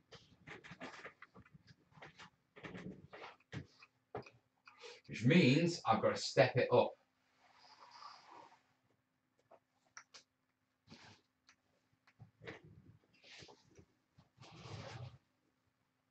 And by step it up, what I mean is we've got to tackle these Take pieces. it to the next level. Yeah. Level up. This is like a reward for me. When I do terrain, Yeah. one of the things that I'll quite often do is I will, I'll do the horrible jobs. Yeah, the war of and attrition leave jobs. the jobs that I'm looking forward to. As the reward. That's a very good idea. Good tip for you there, guys. Not wrong. You know, it's just the problem is that if you go ahead and you do all the good stuff first, what you're left with is a mountain of what we call, for want of shitty jobs. Yeah. You know what I mean? Shitty, bitty jobs that just drive you nuts. You've got nothing to look forward to, have you? Yeah, exactly. When you're building a lot of terrain, you need me doing anything like painting models. Yeah, you do the squad and then you do the character. Yeah.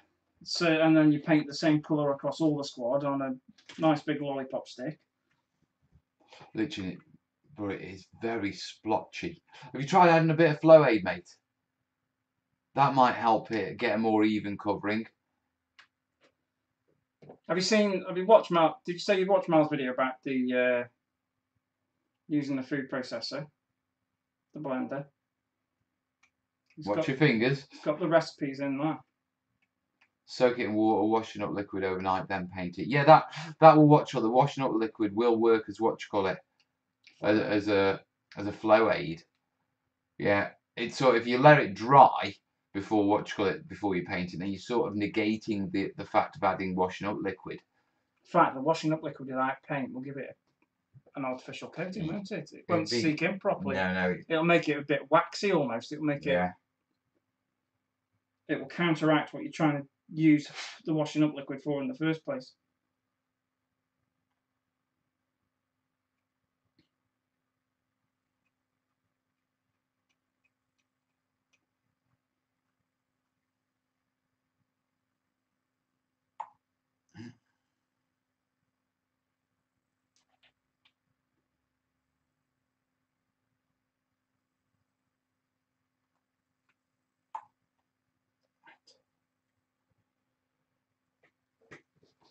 Oh, so let's get these flocked up.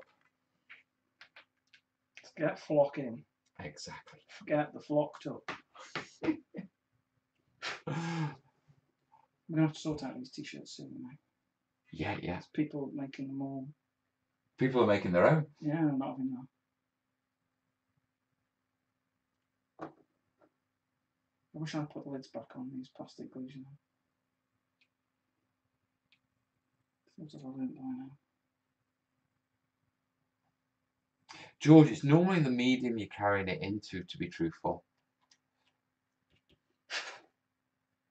Right, let me get these. Yeah, Tamsin ink might be a better. Right, what did we say? Oh no, we've done 35, haven't we? Yeah, we've taken that off. Yeah. So we are £2 away from 20%. £2 from 20%. Come on, guys. That means we're only £62 away from 30%. Oh my God. What mercenary you are.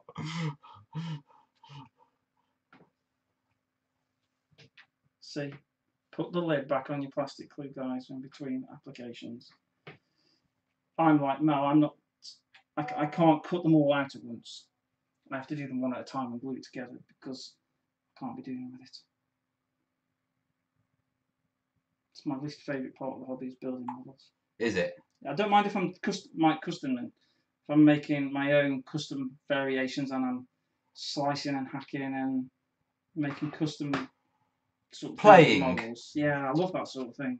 Getting hacksaw out and having a go. But building them straight off the sprue is mind numbing for me. Especially cleaning. I quite like it. Some people do. Some people I know I gaming clubs I used to go to, that was their favourite bit. In fact, he'd get people to bring their models in and he'd do it for them. Yeah. He'd build them for you. But No, I quite like it. You know, but I like methodical little jobs like that. You know what I mean? See, I quite like building Space Marines. Yeah. But things like this, which are almost, they're snap fit almost. So Right. Yeah. there's only one way to build them. Yeah. There's no creativity as such there. It's just following a set design. Got a migraine once because I was at a hobby night and nobody would put lids on their plastic glue. Lots of fumes. That's reminds me. See, I'm going to put the lid on the plastic. No, I can't because I haven't finished. But I'm going to when I put the next one in. Mate, in my studio, fumes are the norm. Catch you later, 28. I'm surprised you didn't opt for magnetised plugs on the BBB train for transport and ease of minis. I did it. Nah. It's my jungle's designed slightly different. And when you see the vid, you'll understand. But I don't want to remove jungle terrain off my jungle pieces. I want it all set, solid. Yeah, you know what I mean? Sometimes like versatility is a nice thing to have, but other times it's. And the thing is, you can't create this sort of effect if you start magnetising. Yeah, it's nice sometimes to have a piece that you say, right, this is how it is, and this is how I want it to be. Yeah. And I don't need it to be magnetised. It's like, well, I don't like magnetising trees that much. But the only reason I do magnetise them, if I do, is so that they're easy to take in and out when you're playing with the piece. Like your fantastic tip on how to do the recessed holes in MDF. Like you have 2 thin pieces of MDF, cut the hole in one, and then glue it to the bottom underneath. Ah, yeah. And do the discs. Yeah. Right, so let's get this on here because this is going to get lots. 2, 4, 6, 8. I'm nearly there. Who do we appreciate? Not bloody goblins.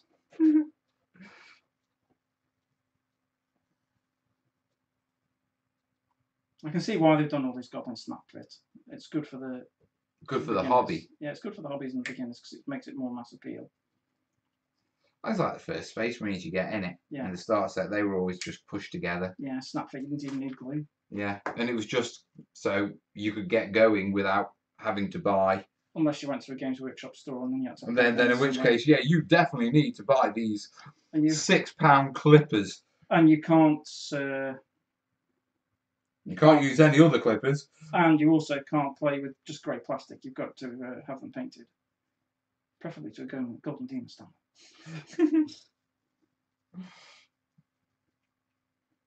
Games Workshop, we do love you. Yeah, I do. I fell back in love with them. I have to say. Yeah. I've never really fallen out of love with 40k. I was getting a bit sick and tired of 7th edition. Like we were talking to Mike before, the bloat and having to take a whole library to the library to play games.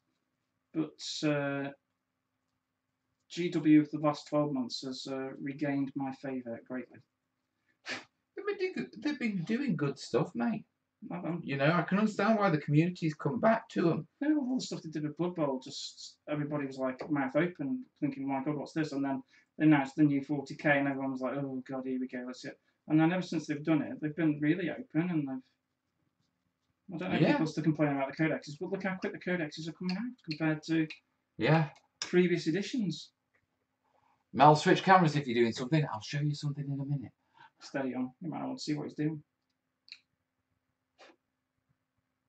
Now, Bruce was telling me that he hasn't seen all your videos, but enjoys the ones he has. Who's Bruce? Rest in peace. Are we talking about Hearst Arts, Bruce? Mr. Forsyth. No, he's passed away. Yeah, no, I'm talking about Hearst Arts, Bruce. Now you need more books than ever now. Oh, Westy's arguing with you. Bruce Hearst? Really? Bruce has seen my channel. Why wouldn't he? That's made my evening. Perhaps he'll get on the phone and ask you some ideas. No, Bruce does lovely stuff. Yeah, he does lovely stuff, I know, but still. We can always learn from each other. I do like his moulds.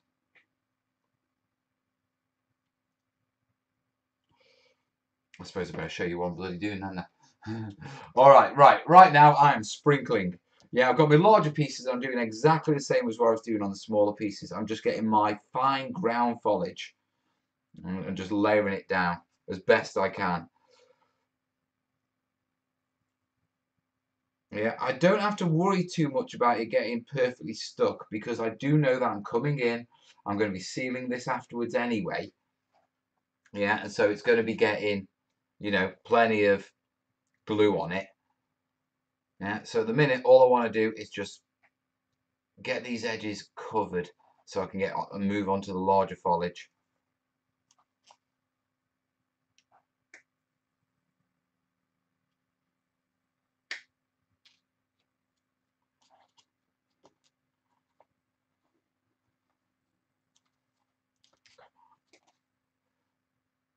I'm trying to avoid the big clumps in my pile for some reason.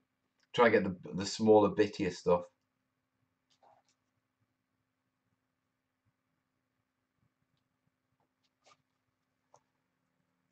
Yeah, it's coming together right now over here.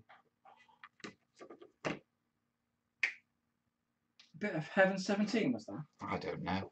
That's who did that song, wasn't it? Is it? I think so. Kez will tell you when it comes to bands and music, I haven't got a bloody clue. I think it was. I'm useless at that sort of stuff. Yeah. Better take that pin out.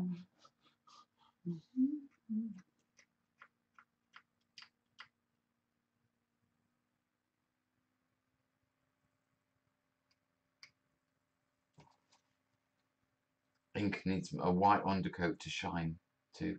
Depends on what you're putting it on. Yep, talk with him at Gen Con. Friend of mine. Bloody hell. That's cool. That's made my night. That Bruce has watched my vids. God, I hope he hasn't watched my How to Make Hearst Arts vid. Because looking back, my techniques aren't that good. That's why he's only watched a few of my vids. He's watched my Hearst Arts ones and he's gone, nah, this guy hasn't got a clue what he's on about.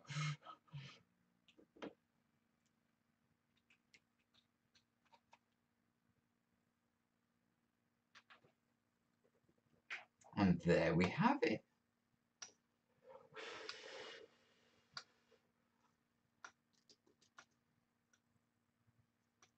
Jungle floor. Oh, very nice. Jungle floor. Now, yes, you can see my brown horse pubes there. That's part of the build. It'll make sense in a little while, guys. But yeah. Only 2 horses' nether regions were exposed to extreme temperatures during the making of that piece of terrain. That was the hardest bit. Shaving. They run quick, horses do, you know. They do. Especially when you try and trim them. I can't remember if they're the 3rd fastest animal on the planet. Land animal. Kez is messaging me, so I've read the message and it's put your bloody phone down.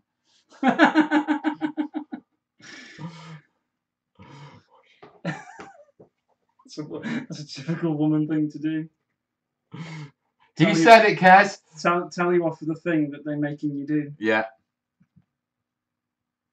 That's not being sexist, that's just being, that's what happens. Mm.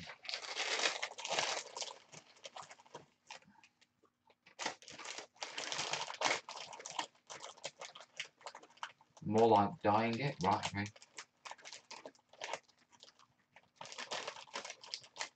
Food colouring works well. Yeah. But you have to use a lot, and you only get those tiny bottles. Mm. So it's not the cheapest. And you've got quite a limited range of food colouring. We're going to have to do a video on it at some point, aren't we? Yeah. Mm. Mm.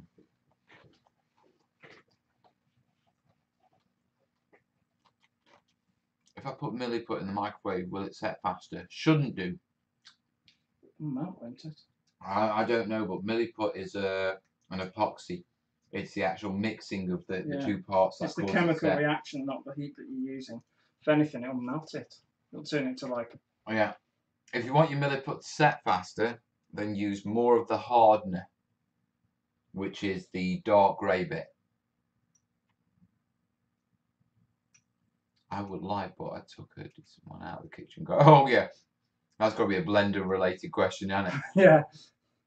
Are Doritos part of the fauna? No, they're part of my tea. Oh, I was going to bring you some tea, wasn't I? I forgot. Don't worry, dude. I had a meal deal from Sainsbury's. Another one. I like the meal deal. Here, have that back.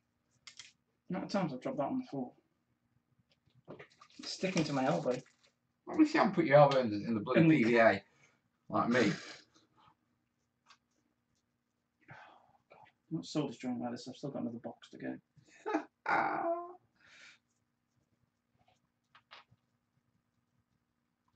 Whereas my work's going rather well. I'm going to be done in about 20 minutes.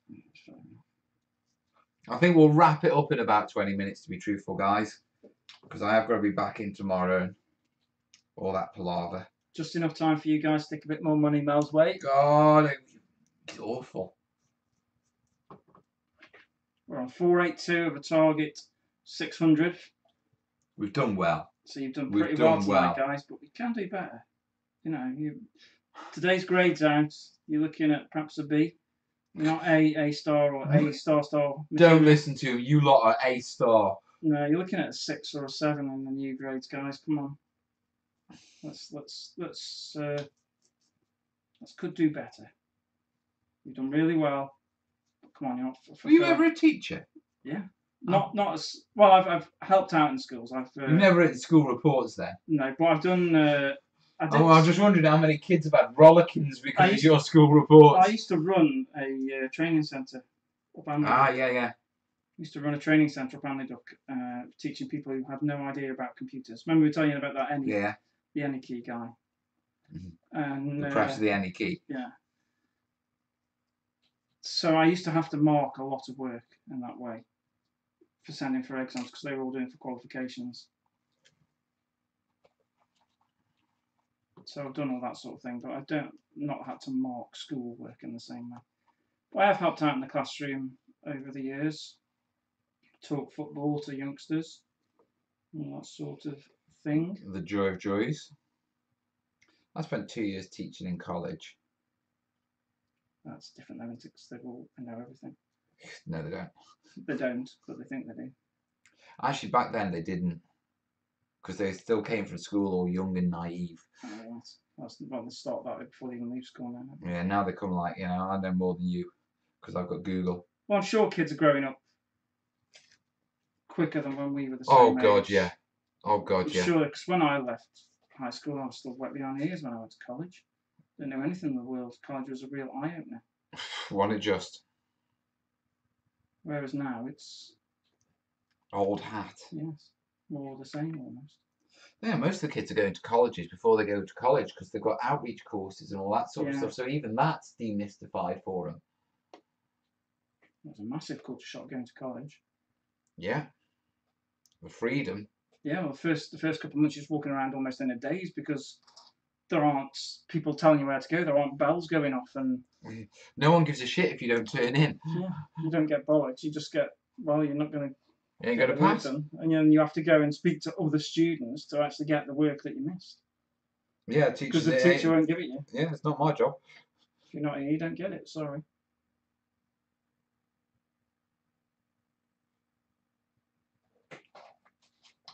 Oh, we're getting there. We might have these done, you know. Yeah, we could be both on a winner here. How many have got left to build? 3, I think. I've got 3 bases to 3, do. 6, 9. Yeah, it's 12 done. I've got to do a little bit of filming just with the last one, I think. You got the motor, or do you need left? I've got the motor, mate, so I'm good, but thank you, I appreciate that. I was training you producing your vids are filled with tips. But I find long videos daunting to watch. Maybe you consider doing some short videos, 3 to 5 minutes, like tips and tricks videos. Yeah, they're in the short tips videos, mate. In the quick tips playlist. Yeah, surprise, done it. No, I tend to do longer videos because a lot of the times when I do videos, I submit them to Patreon for funding. Yeah, and I always feel a bit awkward about submitting 5-minute videos. It doesn't, for me, it feels like that's not quite, you know, you could have done better, both. You could have made something longer. You know, but a lot of people do ask me for quicker tip videos. And once I get rolling again, I'll look at doing a series of quicker tip videos that are filmed in a different way. But for the time being, just for my own sense, if you know what I mean, I need to do them the way I'm doing Just get back them. in the swing of things. Yeah, exactly. I need that's exactly it. I need to get back into the swing of things. Get this one done. VR adult content is the future. I hope not, dude. Otherwise, we're not going to have any babies. Yeah, of course it's West Side. That's the thing he'll be selling. He'll be selling them on his website, won't he?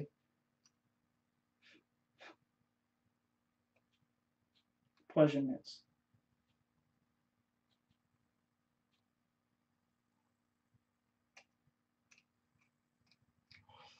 Been trying to explain to my eldest that GCSEs are more important than silly YouTube challenges. Yeah.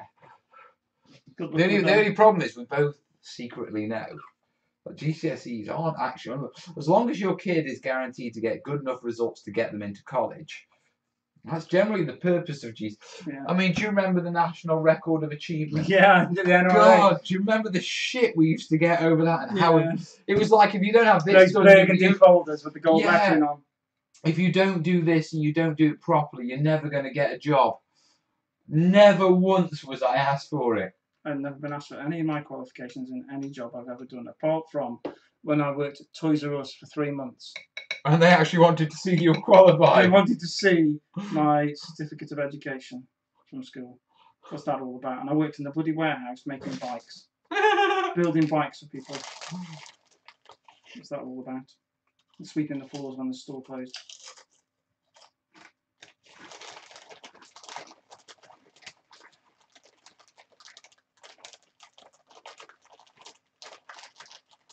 Right. James is saying he's happy to support on Patreon no matter what the length of the video. Yeah, I agree, mate.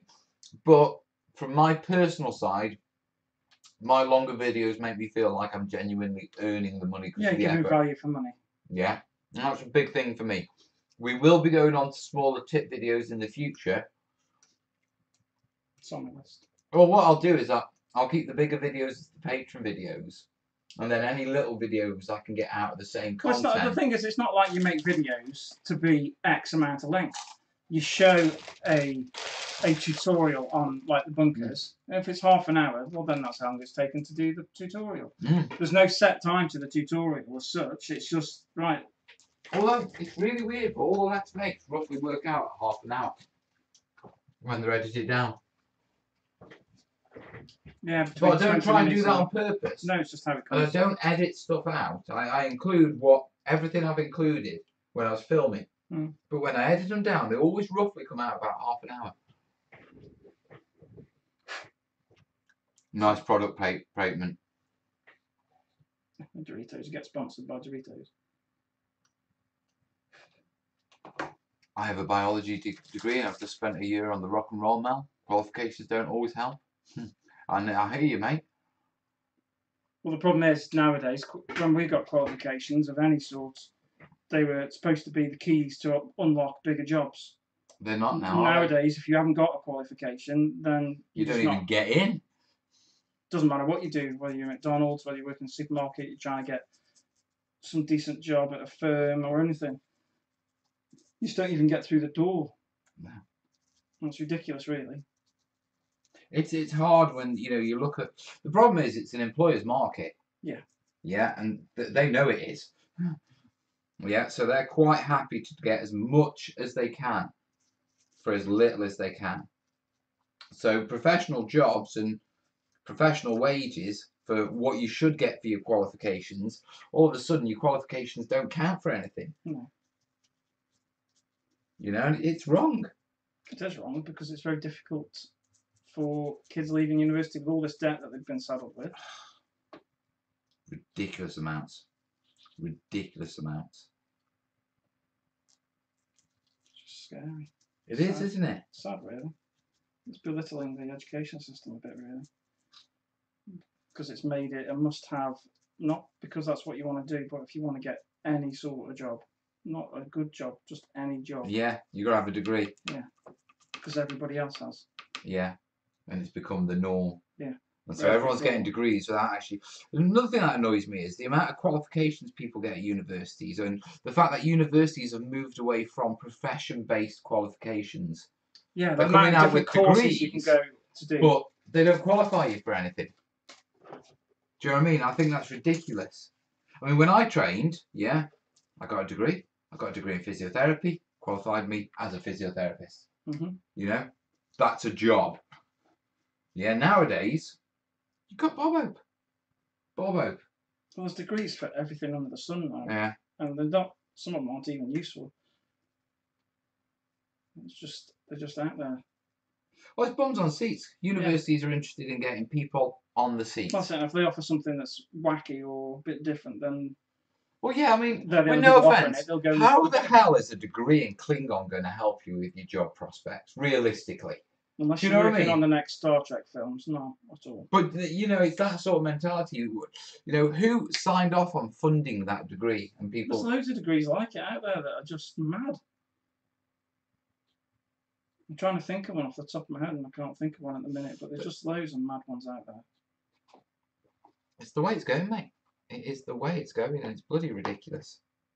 We're getting a whole generation with qualifications that mean nothing, that qualify them to do nothing. And then they're wondering why they can't get ahead. Except be a politician. Or a barista. Yeah. Then again, barista's a pretty good job from what I've heard. It's actually, if you're a head barista, you get paid quite good money, don't you? Like the one at... Well, what someone was telling me, Starbucks gets paid loads, doesn't he? The head barista of Starbucks. Well, someone was telling me that if you're a barista, you can get entry into either New Zealand or Australia, a visa, because they're desperate for them. I'm like, coffee maker. I'm like, okay, nurse, doctor, barista.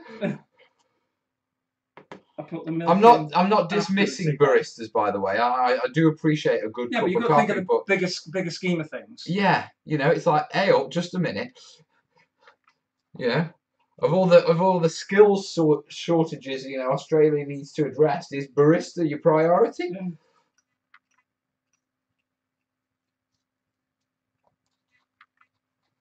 We're not pronouncing it wrong. We don't mean a barrister. No, we mean a coffee smeller. Yeah. Basically, a coffee taster. Do you know what? We all think barista is Italian. You'll probably find out that there is no Italian word for whatever we think it is. You know what I mean? It all sounds like barista. Sounds like a Spanish or a Colombian type barista. Ah, it is the drug lord barista. Yeah, there you go. See.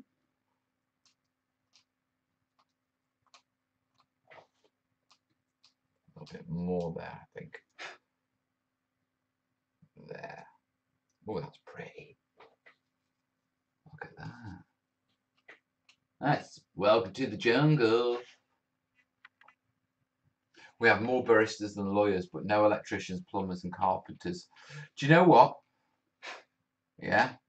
My brother is a gas fitter. Yeah. He is so well coined.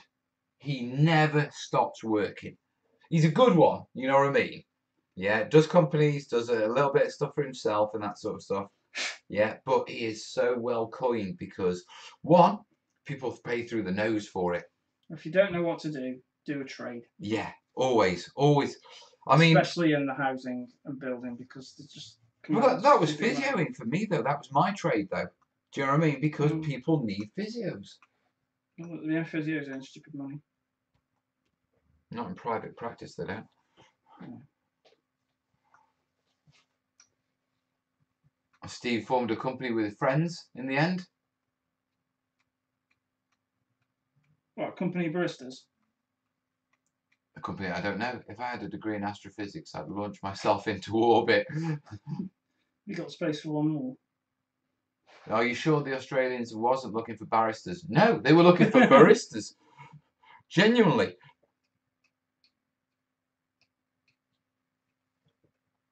Right, we've got that one to do. I'm going through PVA like it's going out of fashion. Start off on your own. Oh, shut up. Stop picking on me.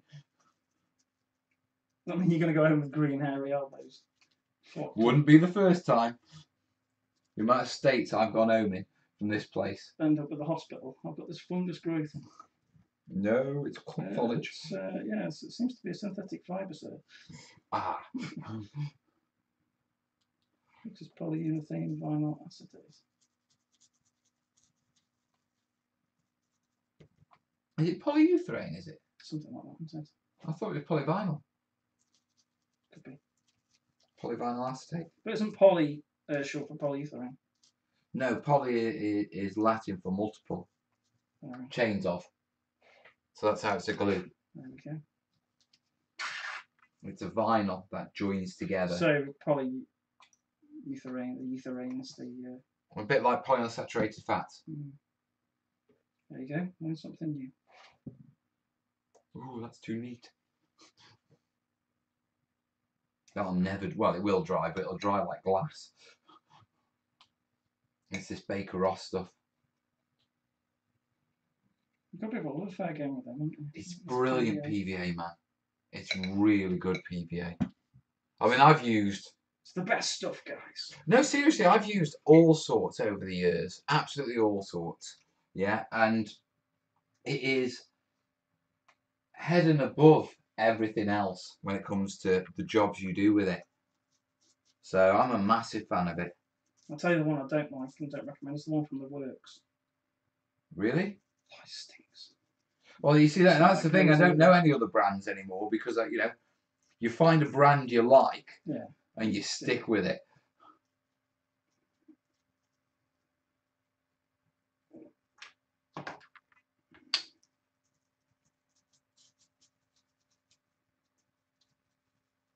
I tend to use now Gorilla Glue.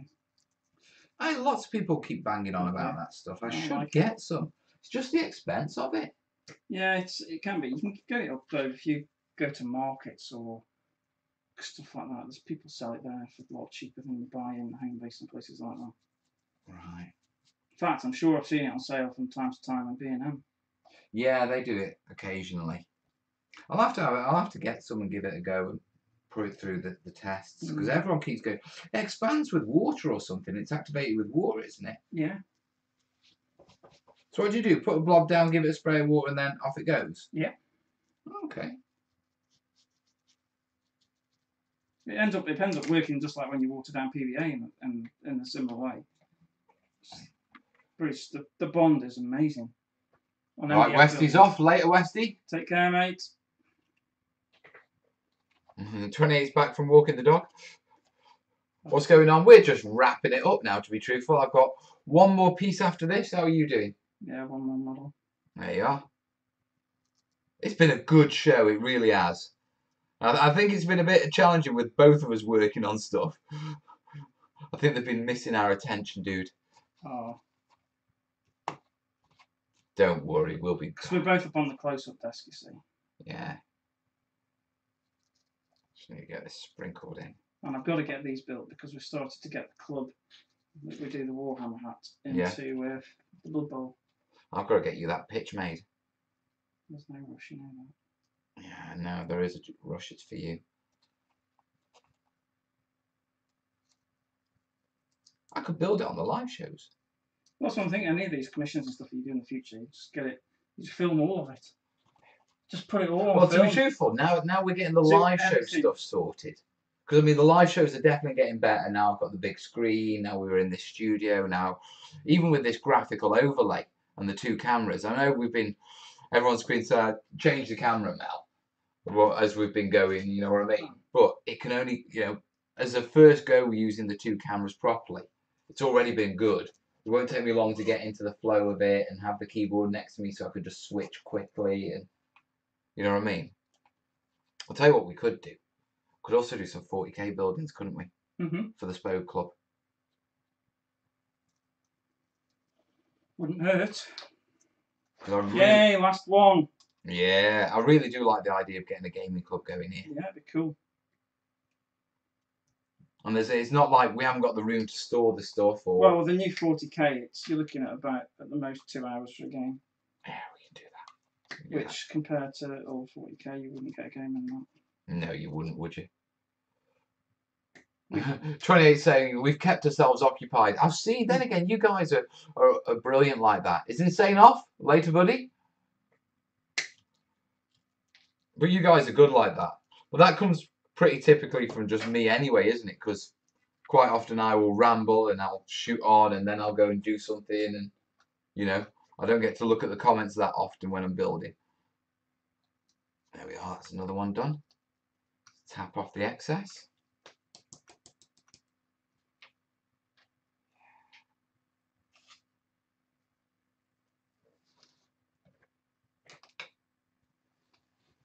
Look at that.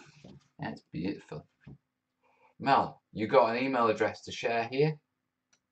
Yeah, it's on the screen, mate. The terraintutor@gmail.com.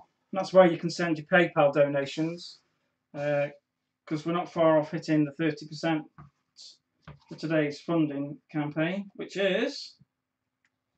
Well, and we're funding for a computer. Chase is going to get me a computer that works. Look at that. Wow, that's nice, isn't it? That is nice. Nice big piece. Yeah, I'm going to have to show them because they'll appreciate it. I've still got one more piece to do after it, but let me show you this, guys. That's very nice. Yeah, because this sort of, hopefully this will start to put into context what I'm doing with the Burma build. Yeah, so if I get those, push them together, just bring them round. You're better on the main cam. I'll be all right on this one. Hang on, just got to figure out. Tell you what. Yeah, there we go. Right, that way, that way, that way, that way. There you go. Look at that for jungle. Welcome to the jungle. Very nice. Yeah, it'll look better once all the rest of the foliage is on. It looks pretty tasty now. Oh, trust me, man, it's going to step up a hell of a lot more. Because what I'm going to do is smaller foliage around the edge, and then that thin down lichen across the top of the horse So, cubes. yeah, it brings it in. So that'll just blend a lot into this big, massive, dense jungle. And it's line of sight blocking. No, definitely line of sight blocking. Never mind to a model. Right. What was that about the re-release of Necromunda? Being confirmed? Oh yeah. Yeah, it has. Confirmed. 100%. It's looking exciting times. It is. Right, I've actually got to do a bit of filming now. Rarity of rarities. I mean, yeah. Who'd have thought the train shooter does filming?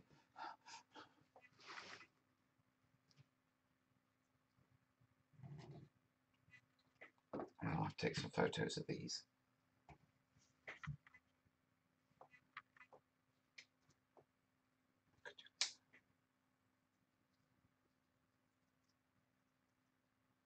Right, so camera.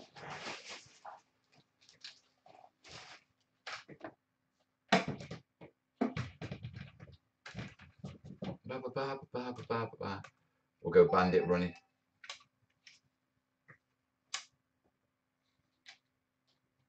Right. Shh. Mel's got filming to do.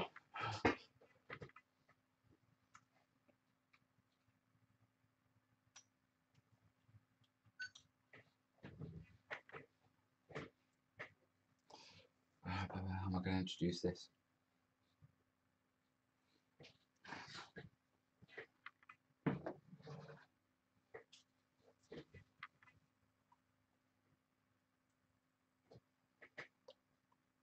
Now I've been cracking on with the terrain, and if I bring this up, these are our vulcanized coconut fiber pieces in. They're all dry now. I've taken the pins out and they're perfectly fine. What I've been doing tonight is specifically adding the ground foliage. Now all of my small scatter pieces, they've all been done, and here's a quick pic of those. Look good, don't they?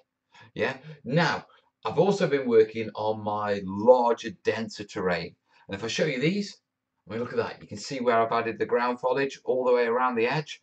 And this is just my scrub mix. Same stuff that we used in the, in the other foliage video. Yeah. And all I'm doing is dead simple.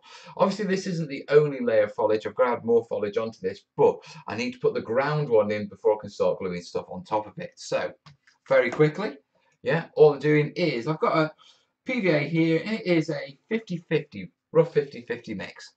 And I'm just spreading it round, and I want to leave about ½ an inch around the edge. Yeah, as I do it. Yeah, because that's going to be my sort of my flooring of the jungle. Okay, it's going to create my paths. So I'm going to PBA this up now. So we'll skip that bit ahead. Is that John? John? Oh, it's John. Hi, John. You alright, mate? No problem with the mention, mate. Your stuff's cracking, you know that, and the prices you do it at are fabulous. Real service to the community. You should have some orders. He's been punching you like crazy.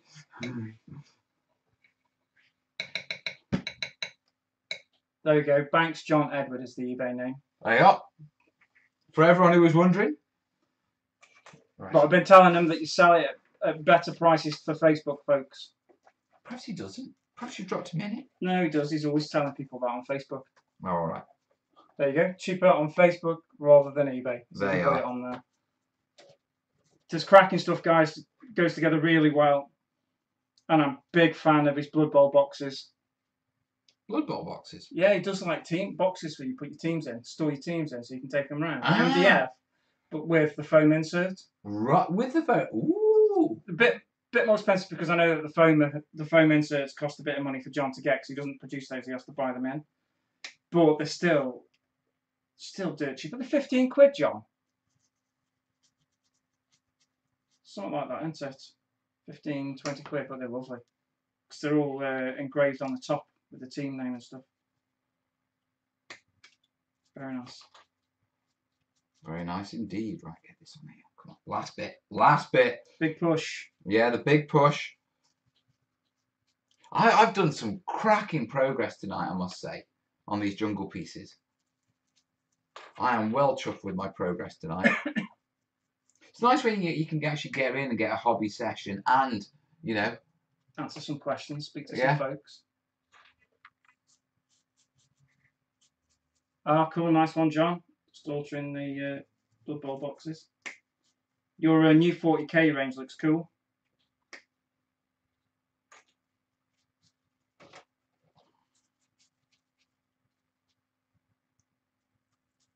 Come on, folks. The rest of you folks, you haven't got much time left. yeah, we've got about 5 minutes, I reckon. Come on, let's get some more donations going. Let's put it to a round figure, at least another £2. We've just... Or another £82. That's a nice round figure we're down to then. How bloody evil you are. Nice round 400. If we can get it down there. That would be mad. But we'll settle. We'll make do and make mend with. We'll make two.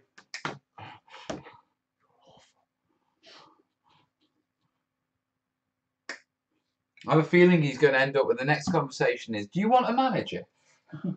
I don't know if I want to work for Jace. I'm a nice person to work for. I am. You take the mouse away from you watch with your students. But then it helps. I'd come in one day and I wouldn't have a mouse. You'd be forcing me to learn the keyboard controls for the show. I know what you're like. No, it's only in fun. It's only in fun. For you, I had a great day at work today, wife. Why? What do you do? I hid all the mouse. That's very nice, darling, but you work in a hospital. Yeah. I hid all the blood pressure machines. They couldn't do any obs. Right, very quickly. Well, you like to say excuse me because I am technically still filming. So there's my PVA on, and you can see I've got a good thick mix on there. Yeah, and I've watered it down. The reason being is I need it to soak up, yeah, and grip the foliage because it's quite loose and it's quite bumpy. Okay, unlike fine scatter, which will just drop on top of PVA and grip pretty well. The bumpier the foliage, the more watered down your PVA needs to be to sort of soak up. Now, to sprinkle it on, it literally is just grab and sprinkle. Yeah, we'll shake off the excess, throw it back in the tub. Yeah, pretty much like all of these things. So, like you see, and I'm not trying to be scientific or place it in any particular place. Yeah, you're often better off just throwing it down onto it. Yeah, because you'll get a more random sort of layout that way. Yeah, don't be finicky over this. It's very easy when you're foliaging stuff. Yeah, to take your time to make sure placement is perfect. You know, you'd be like, oh, I need that bit just right there and that bit just right there. No one notices. No one sees it. And if you just whacked it on, it'd look exactly the same. Trust me, I've done it. I spent ages slowly and carefully placing clump foliage and stuff like that to make it look more realistic. Yeah, and it doesn't make that much of a difference. Yeah, in fact, just throwing it on can actually make it look better because it creates a randomness that you just can't do if you try and actually replicate it. Replicating nature is one of the hardest things you can possibly do. Yeah, because nature just throws everything in all sorts of random, all sorts of random ways. Right, so that should be all of it. Quick tap down, let it soak into a few pieces. Yeah, we'll see how much falls off, shall we? Very little. Very little indeed. Yeah, get rid of those bits because I don't like those bits. And those bits there. There's me going, and just throw it on, and here I am like, now I'm just going to put a little bit on and touch it up. But the end result of the ground scatter is beautiful. Now, my next job is I need this to dry overnight, and then I'm going to come in, I'm going to start adding my smaller scattered pieces, but more importantly, we're going to start adding the top to this scrub, to our, I won't tell you what we're calling it on the live show, but for our horsehair on top of those. So, we are getting very close with these pieces. Right, leave these to dry, and then we'll come back after that. Thank you, guys. That's that done. We need to take photos. Lots and lots of photos.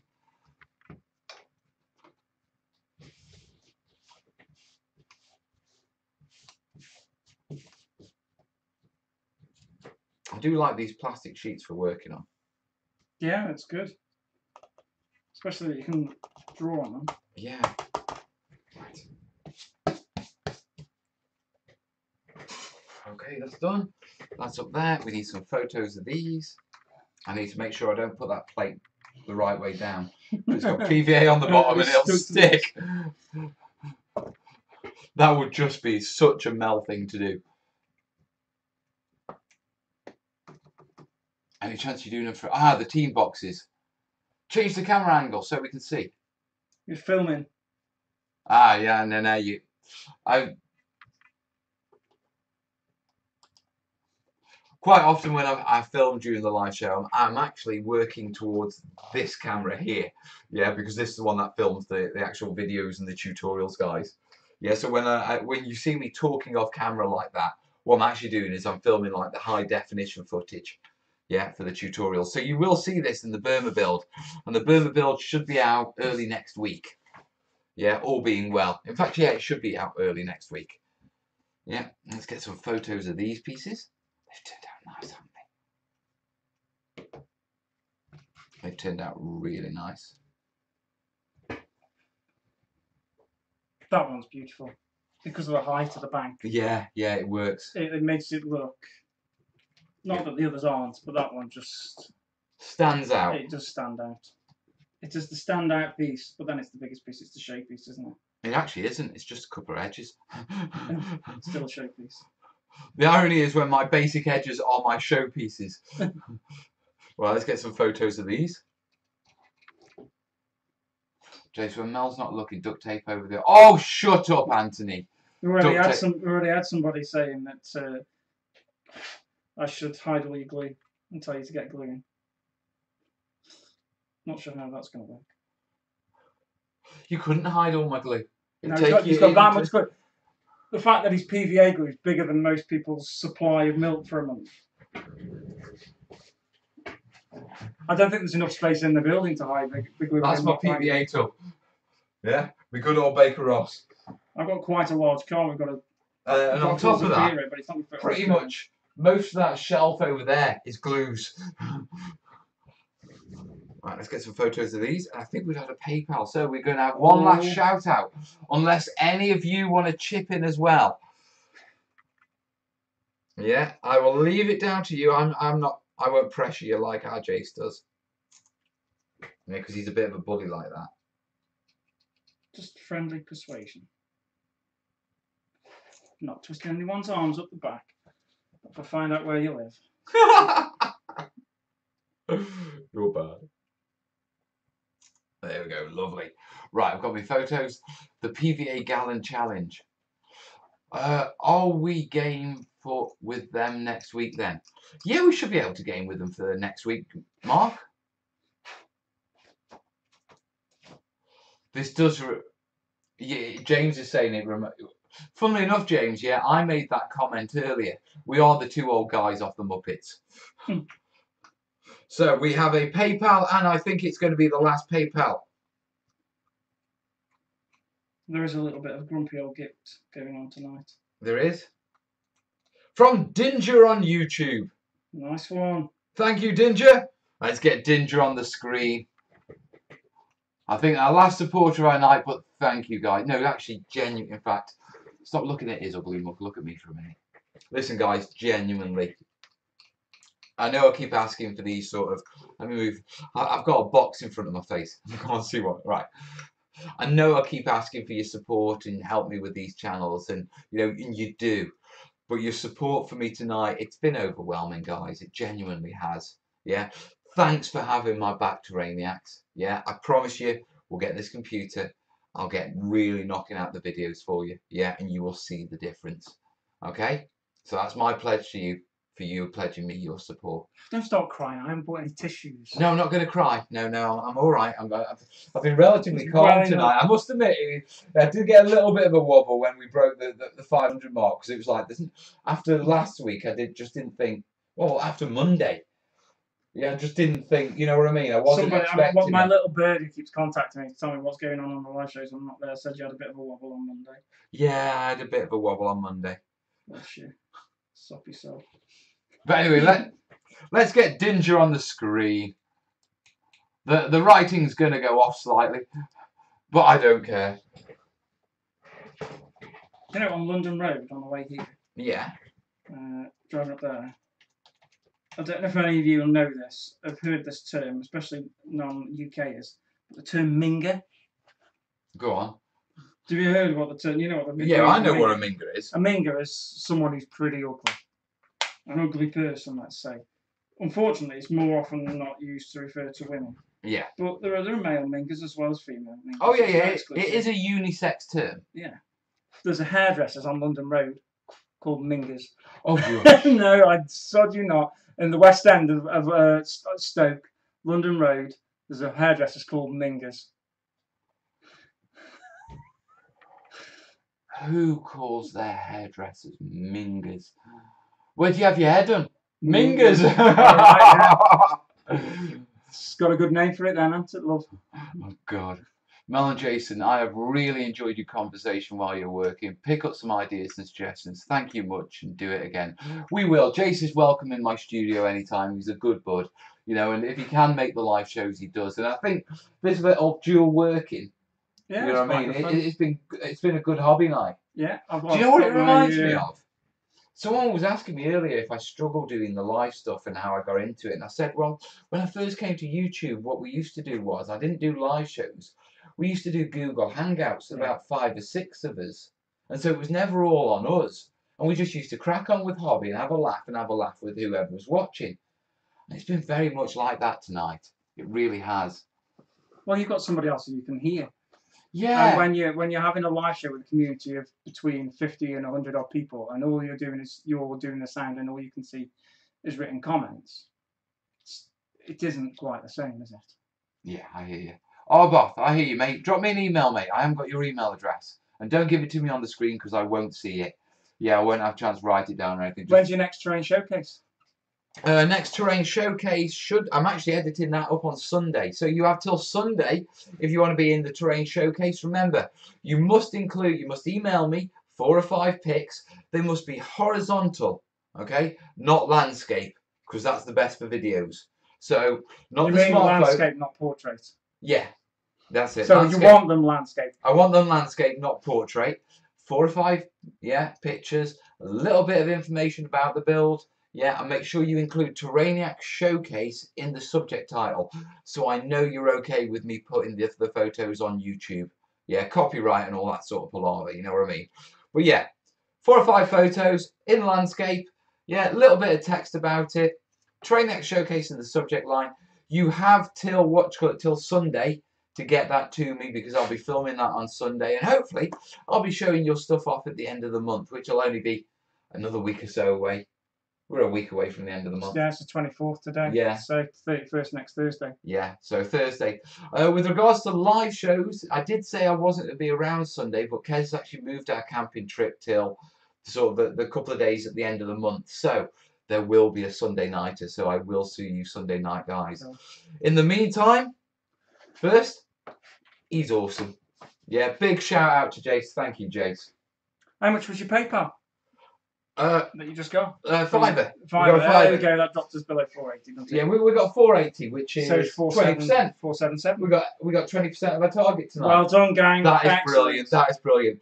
Listen, Good guys, you have got more videos coming. Yeah, you've got a bit of a glutton rush before the end of the month here, to be honest. Yeah, but Burma Build, I Painted Product Review, Terrainiacs Showcase. Yeah, coming up before Thursday. Yeah, Excellent. and then afterwards we're rolling into more terrain and we're back into our normal stuff. So, yeah. So how will we know you got our emails? Because you'll see them on the show, dude. I might not tell you. In the meantime, guys, I need a bit of a wee, so, you know, Mel's going to have to call it. Right. Laters. See you later, fellas, and ladies and ladies. Laters, guys.